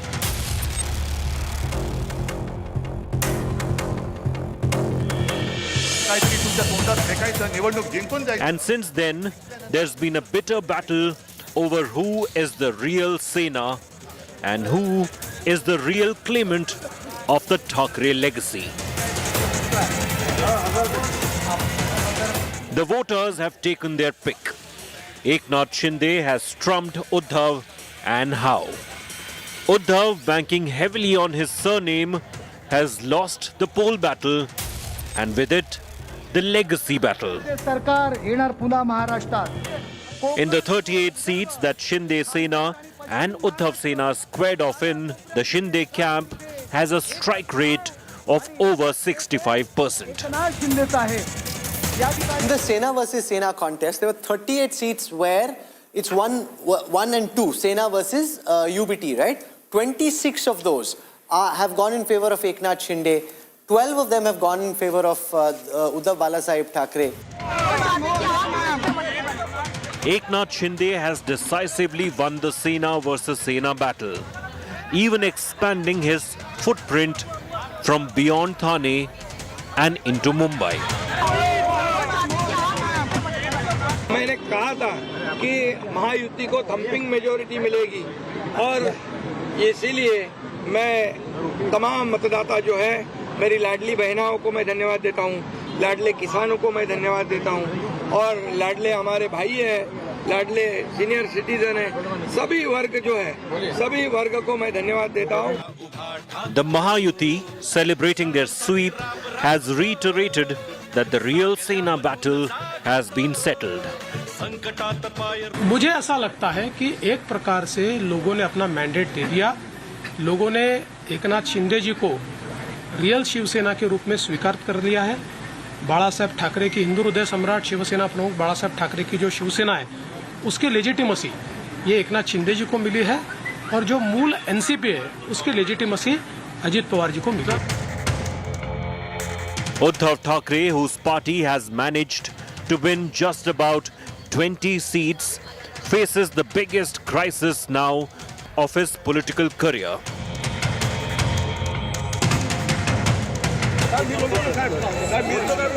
The Uddhav Sena right now is sulking, even calling the results illegal. ऐसा है कि हर चुनाव क्षेत्र में नोटों की machine लगाई थी। अरे शिंदे का एक भी उम्मीदवार सिटिंग एमएलए गिरता नहीं, और शिंदे ये बोल रहे थे हमारा एक भी सिटिंग विधायक गिरेगा नहीं। आपको मालूम होगा तो मैं इस्तीफा दूंगा। ऐसा होता है क्या चुनाव में कभी? हमारा एक भी नहीं गिरेगा। ये कौन सा भरोसा है? ये कौन सी है? ये कौन सा लोकतंत्र है? 200 के ऊपर किसी को चुनाव में नतीजे मिलते हैं क्या? जिस देश में, जिस राज्य में सबसे बड़ी बेईमानी हो गई है, इस राज्य की जनता बेईमान नहीं है। Shinde Sena by itself at the same number of seats as the entire India alliance put together. What do you think went so dramatically wrong in this election, ma'am? To be very honest, I don't really know. And I won't be able to give you answers because I wasn't mentally prepared to come on television channels accepting this kind of a defeat. And again, I'm just hoping something would turn around simply because we saw that it was a very close fight. What we saw on ground was a lot of anger against the government. What we saw was tremendous amount of support coming from the people. All the surveys across the state showed that Uddhav ji was amongst the most popular, and the votes don't seem to be matching up to the sentiment that we were seeing on ground. So right now, I don't have an answer to this particular question as to what really did not work for us. But again, it does raise questions on, when we are gauging the mood of the people, when we are seeing different surveys and outcomes coming out to be totally different. What really went wrong is something for everyone to speculate. The Thackeray legacy battle has been settled for now, as has the battle over who is the real Shiv Sena. Bureau Report, India Today. The Congress that had the momentum after the performance in the 2024 Lok Sabha elections, the Maharashtra election was really theirs to win, but once again the Congress has proven to be one of the weakest links for the MVA. Rahul Gandhi's poll pitch that focused on Adani, constitution and caste seems to have completely failed to impress the voters.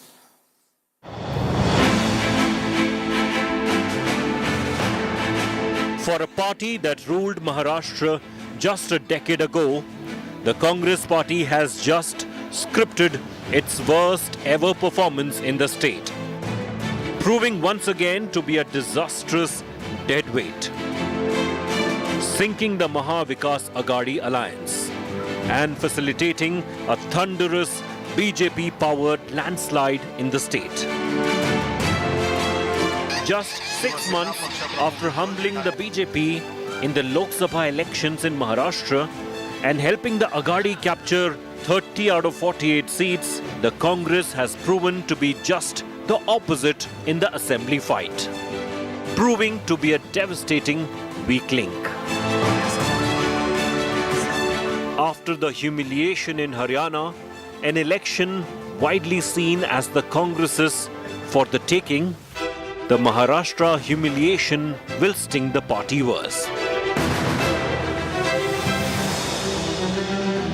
Considering the grand old party was still seen as enjoying momentum from the Lok Sabha surprise and the multitude of local issues on which to fight, from farmer distress over soybean crops to unemployment.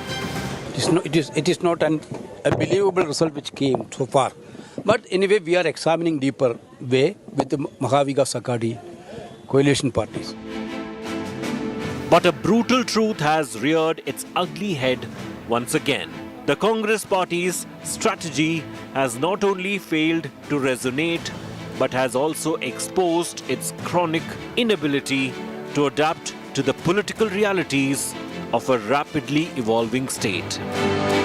Rahul Gandhi, who spent his few days in Maharashtra, expended his energies with attacks on the Adani Group, a cornerstone of his national strategy, but failed to strike a chord in Maharashtra. The state's electorate, heavily influenced by industrial and business interests, likely saw this as disconnected from local concerns. हमारे लिए अप्रत्याशित है, हमारे लिए अति आश्चर्यपूर्ण, और मैं समझता हूं ये भी कहा जा सकता है, ये अकथनीय है. While corruption allegations against corporate giants make for strong headlines, the average voter in Maharashtra likely prioritized economic development and tangible benefits over rhetorical crusades against billionaires. The Congress's attempt to weaponize the Dharavi redevelopment project, criticizing the BJP for awarding contracts to the Adani Group, was likely seen as obstructionist rather than constructive. The Aghadi's embarrassing showing in the Mumbai area reflects this. Hindustan का संविधान. While the BJP fought a hyper-localized election with seat management, Rahul Gandhi brandished the constitution and repeatedly warned that the BJP was endangering the constitution. An approach that clearly failed to connect with a wider electorate more concerned with immediate issues like jobs, inflation, and infrastructure. With nearly all its leading faces, including Bala Saheb Thorat, former CM Prithviraj Chauhan, and Yashomati Thakur, defeated, the writing on the wall could not be angrier. Fear-mongering about abstract threats to democracy without a clear connection to voters' daily lives seemed out of touch with ground realities. Maharashtra's deeply entrenched caste dynamics presented an opportunity for Congress to galvanize support. Yet, the Congress approach lacked nuance and cohesion, allowing the BJP to outmaneuver it. Latching onto Maharashtrian pride, the Congress tries to exploit the narrative of Maharashtra losing industrial projects to Gujarat under BJP rule. But that argument backfired too. BJP successfully showcased Maharashtra's continued growth as an economic powerhouse. But at the heart of Congress's failure lies a minimum vision, maximum complacency problem. Something that not only alienated voters but also strained the Aghadi alliance, with partners quietly resenting Congress's inability to pull its weight. All the gains from the Lok Sabha surprise now lie in tatters for the Congress. With elections in Delhi around the corner, it has very little time to pick itself up. Bureau Report, India Today. The big question at this moment, I want to spend some time on that. What happens next in Indian politics? How does Maharashtra and Jharkhand impact the future course of Indian politics with Parliament starting Monday? We're waiting for Prime Minister Modi to arrive any moment from now. So I'll start with Rajat Sethi. How does this change the political calculus from the BJP's prism? I think 2024 Lok Sabha results are now finally behind. BJP is a renewed body right now, waiting to have its new president and then march from there onwards with a renewed vigor. It has its task cut out. There is, large, potentially important events around. There will be some kind of discussion, deliberation around women reservation. Those issues like one nation, one election, all of those issues BJP would want to again bring to the foray. And I believe we are back in business with regards to Prime Minister's clear thought around politics and the vision he has for India. It gives him some confidence. He had to kind of make some 100%. compromises, Sheila, but which he didn't quite like. People said, "Bare boss, Corona varna har jayenge. Satta is most important." A lot of people around him said it. Now he can come back to his core convictions, possibly. Yeah, some economists will lose heartbeat, but I have a feeling that now this money, Lakshmi, Ladki Behan Yojana, and which Jharkhand also he won because of that, Mamta won because of that, and Maharashtra won. So I think it will be a national. At some point in time, the men are going to say, why do the women get the money alone? The men should, if it's DBT, there should be DBT I for all. think something like that, DBT type of a new kind of an Rahul Gandhi बोलेगा ये तो मेरा idea था, you know. नहीं क्या कहने से क्या होता है? Universal basic income. No, so Amitabh Tiwari, how does the future of Indian politics change as a result of this? It gives a boost to Modi's image because there has been a big turnaround. He has also strategically placed himself at the back, letting the local leaders... And still winning. And still winning. And now he will continue with his agenda. One is the ideological core agenda, which is the Waqf bill, the UCC. They will hammer probably in this session itself. And even contentious bills like One Nation, One Poll. Okay, Amitabh Dubey is still with us. You heard some of the pot shots by your former colleague Milind Deora, you know, calling some leaders jokers, too much reliance on tech and data, not enough on boots on the ground. But what do you make of the future of politics? I mean, we discussed what this means for the BJP and PM Modi. What does this mean for Rahul Gandhi and the Congress? You were hoping to get on the aggressive on Monday. This kind of walloping in Maharashtra really puts the Congress on the defensive, in fact.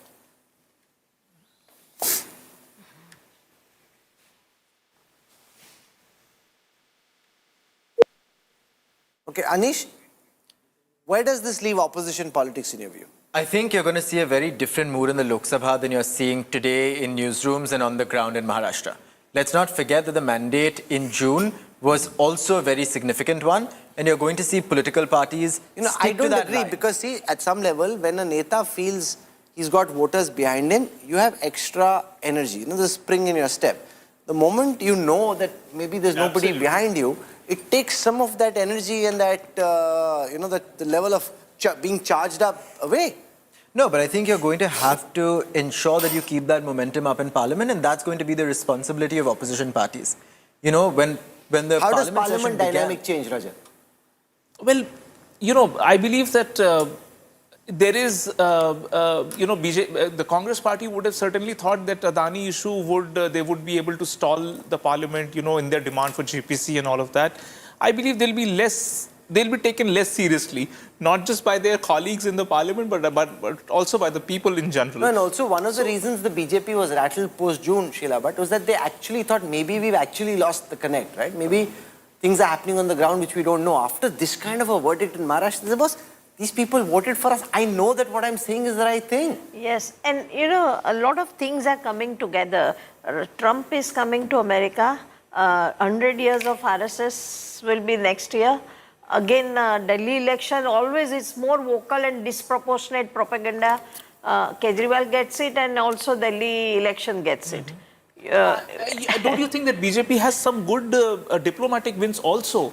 And I think they would want to chest thump around the Chinese resolution on the borders. No, and the fact that the G20 in Brazil wasn't very successful. I mean, everybody who went there compared with India, and these are two countries that think they're in the same weight class on the geopolitical stage, but they didn't have a cogent agenda. They couldn't bring it together. The scale, the ambition was vastly different. Absolutely. See, Britain, France, Germany, Japan, all countries have seen many prime minister or president, but in our country, continuity is there. And spare a thought for that.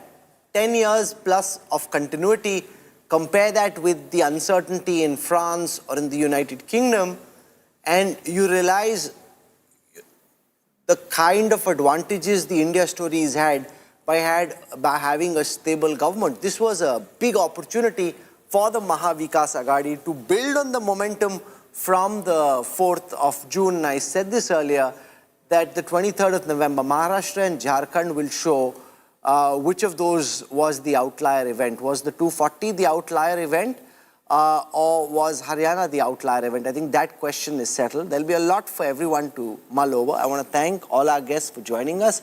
We're slipping into a break. Prime Minister Modi will be at the BJP headquarters on the other side. We'll go across live and listen to what the Prime Minister has to say. And then more guests will join us. We'll have more analysis, more interpretation of this verdict. So our coverage continues through the evening. Stay with us. Be back in a moment. So sorry.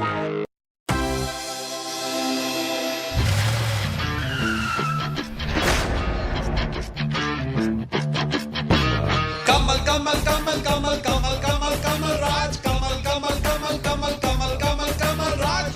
आगे जोर किसी और का न चले। कमल कमल कमल कमल कमल कमल कमल राज। जहाँ चुनौती दे कोई फ्लावर वहीं खिले। कमल कमल कमल कमल कमल कमल कमल राज। जनता से कई गुना फिर प्यार हमें मिला। कमल कमल कमल कमल कमल कमल कमल राज। चालबाजों का दाव एक भी न चला। कमल कमल कमल कमल कमल कमल कमल राज। कमल कमल कमल कमल कमल कमल कमल राज। सिर्फ फ्लावर नहीं, फायर है हम। नहीं सर, वाइल्ड फायर। मैं रुकेगा नहीं।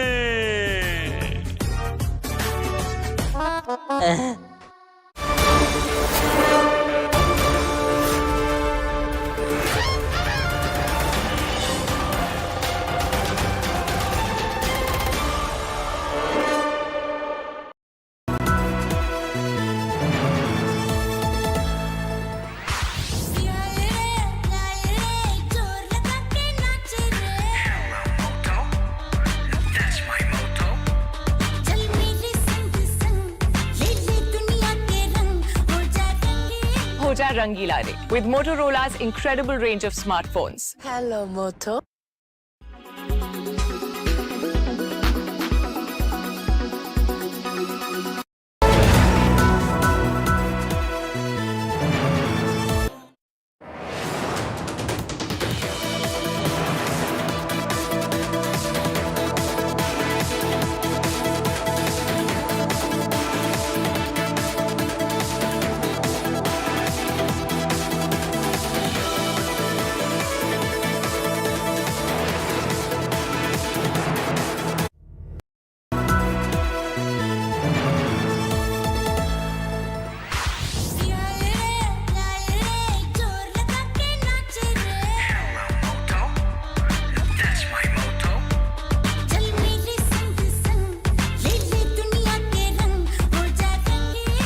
Rangila Re with Motorola's incredible range of smartphones. Hello, Moto.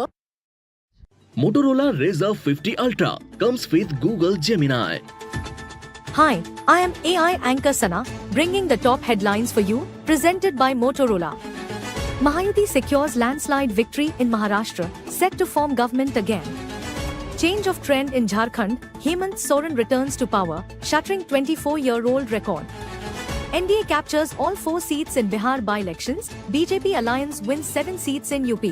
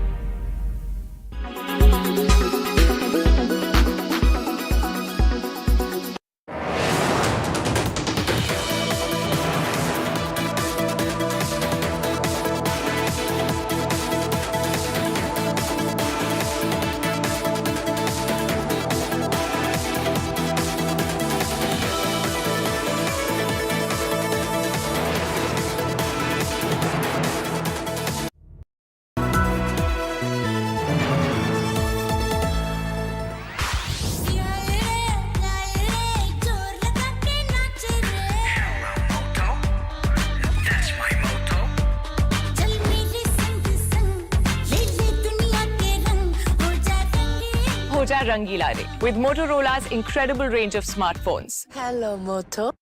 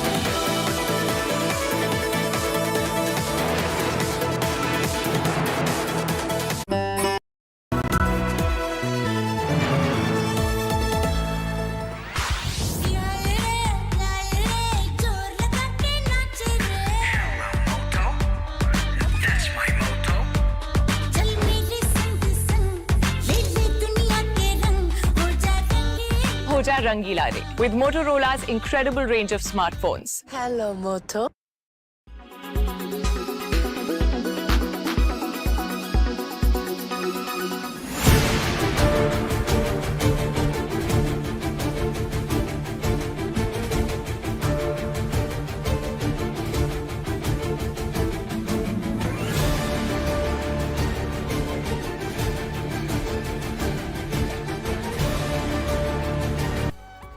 Presented by Parul University, Vadodara, Gujarat.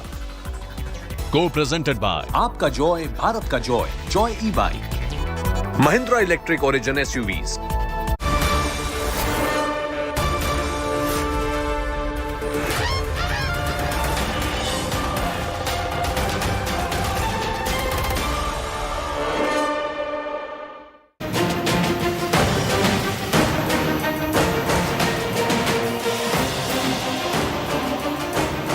Good evening, ladies and gentlemen. I'm Preeti Chaudhary, and what a spectacular day it's been in Indian politics. It happens once in a way. Like they say, all elections are important, but some elections are more important than others, and Maharashtra fits exactly that bill. While the India Alliance has done exceedingly well, thumping win where the state of Jharkhand is concerned, but look at the numbers in Maharashtra. This is not just a tsunami, it's a spectacular win on your television screens, viewers. 48 is what the MVA is standing on, and if you actually look at the count and where they were in Lok Sabha, just a little more. But having said that, 48 versus 288, that's the difference in terms of the Assembly and Lok Sabha seats, and look at that figure there. The Prime Minister is going to be at the BJP headquarters very soon. We're going to cut across celebrations at the BJP headquarters. A sense of disbelief where the Mahavikas Aghadi is concerned. We're going to get you all the reactions coming in thick and fast. First up, allow me to take you through the headlines. It's a Mahayuti tsunami in Maharashtra. BJP secures its third consecutive victory in the state. Shinde Sena gets more seats than Mahavikas Aghadi combined. Ajit Pawar redeems himself with NCP's performance. Prime Minister Modi hails the Mahayuti victory, says development and good governance has won. Prime Minister declares united we will soar even higher. Also congratulating Hemant Soren on his spectacular Jharkhand win. Maharashtra Chief Minister race intensifies. Who will it be, Eknath Shinde or Devendra Fadnavis?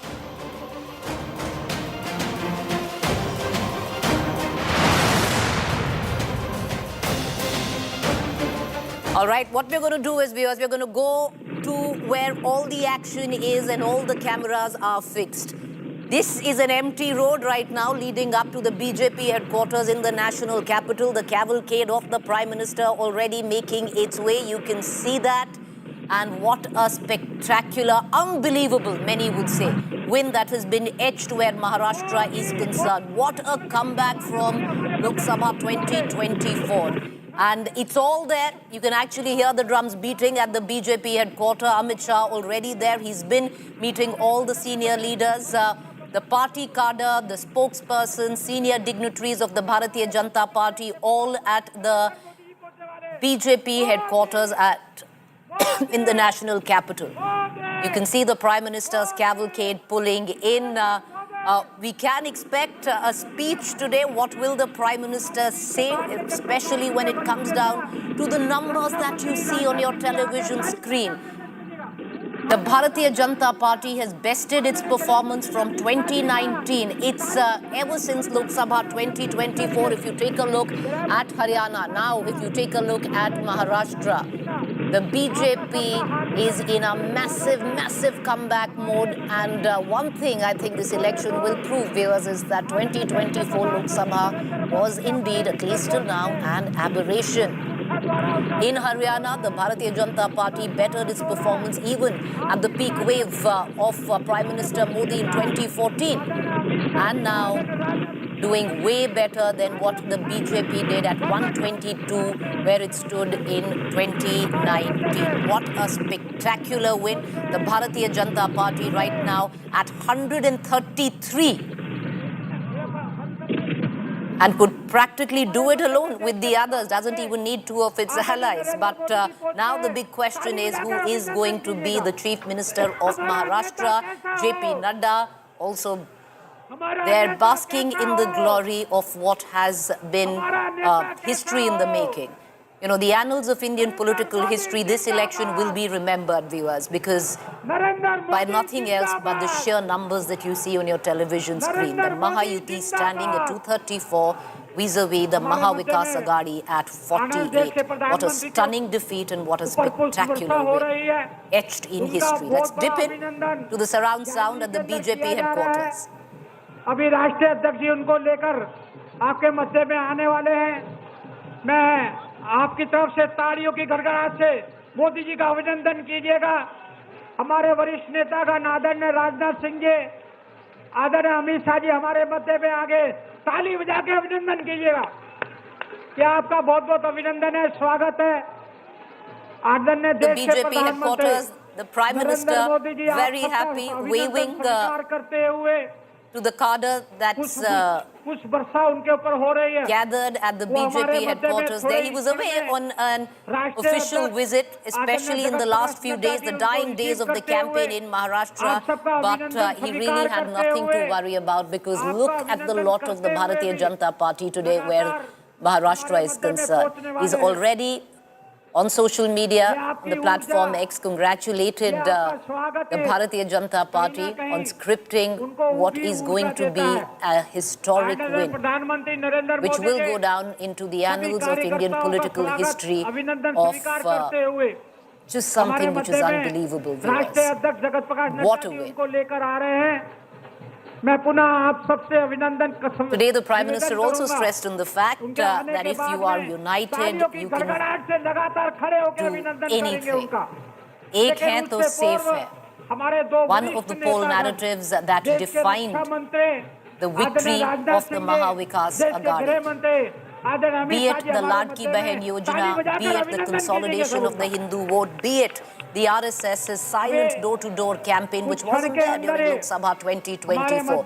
Be it the seamless vote transfer, where the allies were concerned of the Mahayuti, which wasn't there in Lok Sabha 2024. This is the perfect storm that was brewed in the state of Maharashtra. While there will be a tad disappointment with the Bharatiya Janata Party, they would have been hoping that it would have been a double whammy of sorts with Jharkhand in, because the India Alliance has also registered quite an emphatic win in Jharkhand. But like we pointed out, unfortunate to say, but yes, it is true. There are some elections that have more weight than the others, and Maharashtra is just one of those. स्वीकार भी करेंगे और हमारा मार्गदर्शन भी करने वाले हैं। बोले नरेंद्र मोदी, नरेंद्र मोदी, हमारा नेता कैसा हो, हमारे नेता कैसा हो। Cut into the live visuals. We're going to continue actually to stream the live visuals for you. But joining me is going to be Sanju Verma, spokesperson, Bharatiya Janata Party. Sanju Verma, you have been saying repeatedly, and I will quote you, that you're going to script a spectacular win in Maharashtra. I'm sure the numbers surprise you as well. Yes, Preeti. I'm absolutely thrilled and ecstatic. And, people have been saying that Trump's victory in the United States in 2024 is the greatest political comeback ever. I beg to differ. I think the BJP-led Mahayuti's phenomenal victory in the assembly elections in 2024 in Maharashtra has to be the biggest, greatest, most spectacular political comeback ever. Not only have we won hands down, and we've completely demolished, decimated, and destroyed the opposition. I mean, look at it, Preeti. Eknath Shinde individually is more powerful in terms of number of seats than the entire Mahavinash Agadi. Ajit Pawar standalone has, more political heft than Uddhav Thackeray, Rahul Gandhi and Sharad Pawar put together. I mean, Congress needs to learn its lessons, which it refuses to do. काठ की हांडी बार बार नहीं चढ़ती, वही caste census, Adani, वो नहीं चलेगा। राहुल गांधी जी, आपसे ना हो पाएगा।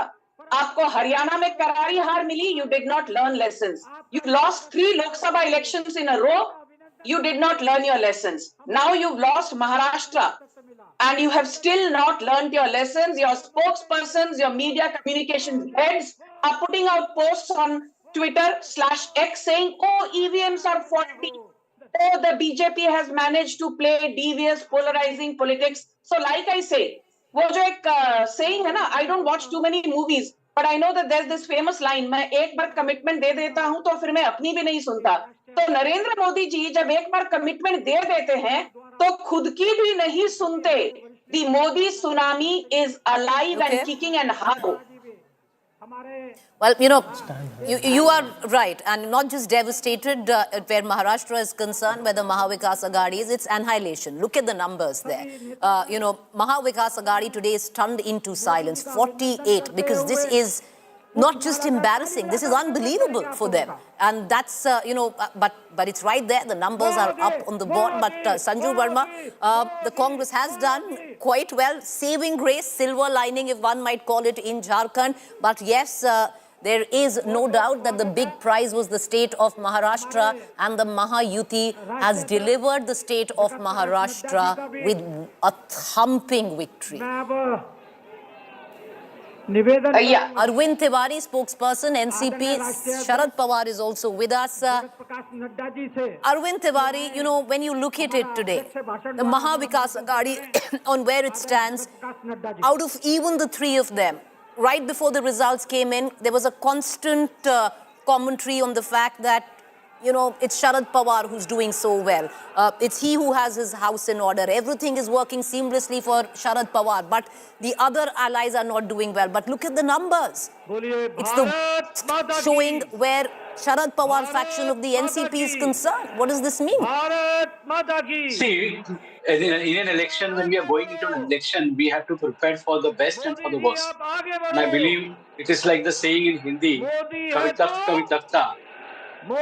Back to you, sir. I'm going to come right back to you, sir. What, prepared for the worst, would it mean joining in with the Congress where the Pawar faction is concerned, or going to Ajit Pawar's faction? Listen in to JP Nadda. मंच पर उपस्थित हम सबके यशस्वी प्रधानमंत्री आदरणीय श्री नरेंद्र मोदी जी, हमारे रक्षा मंत्री श्री राजनाथ सिंह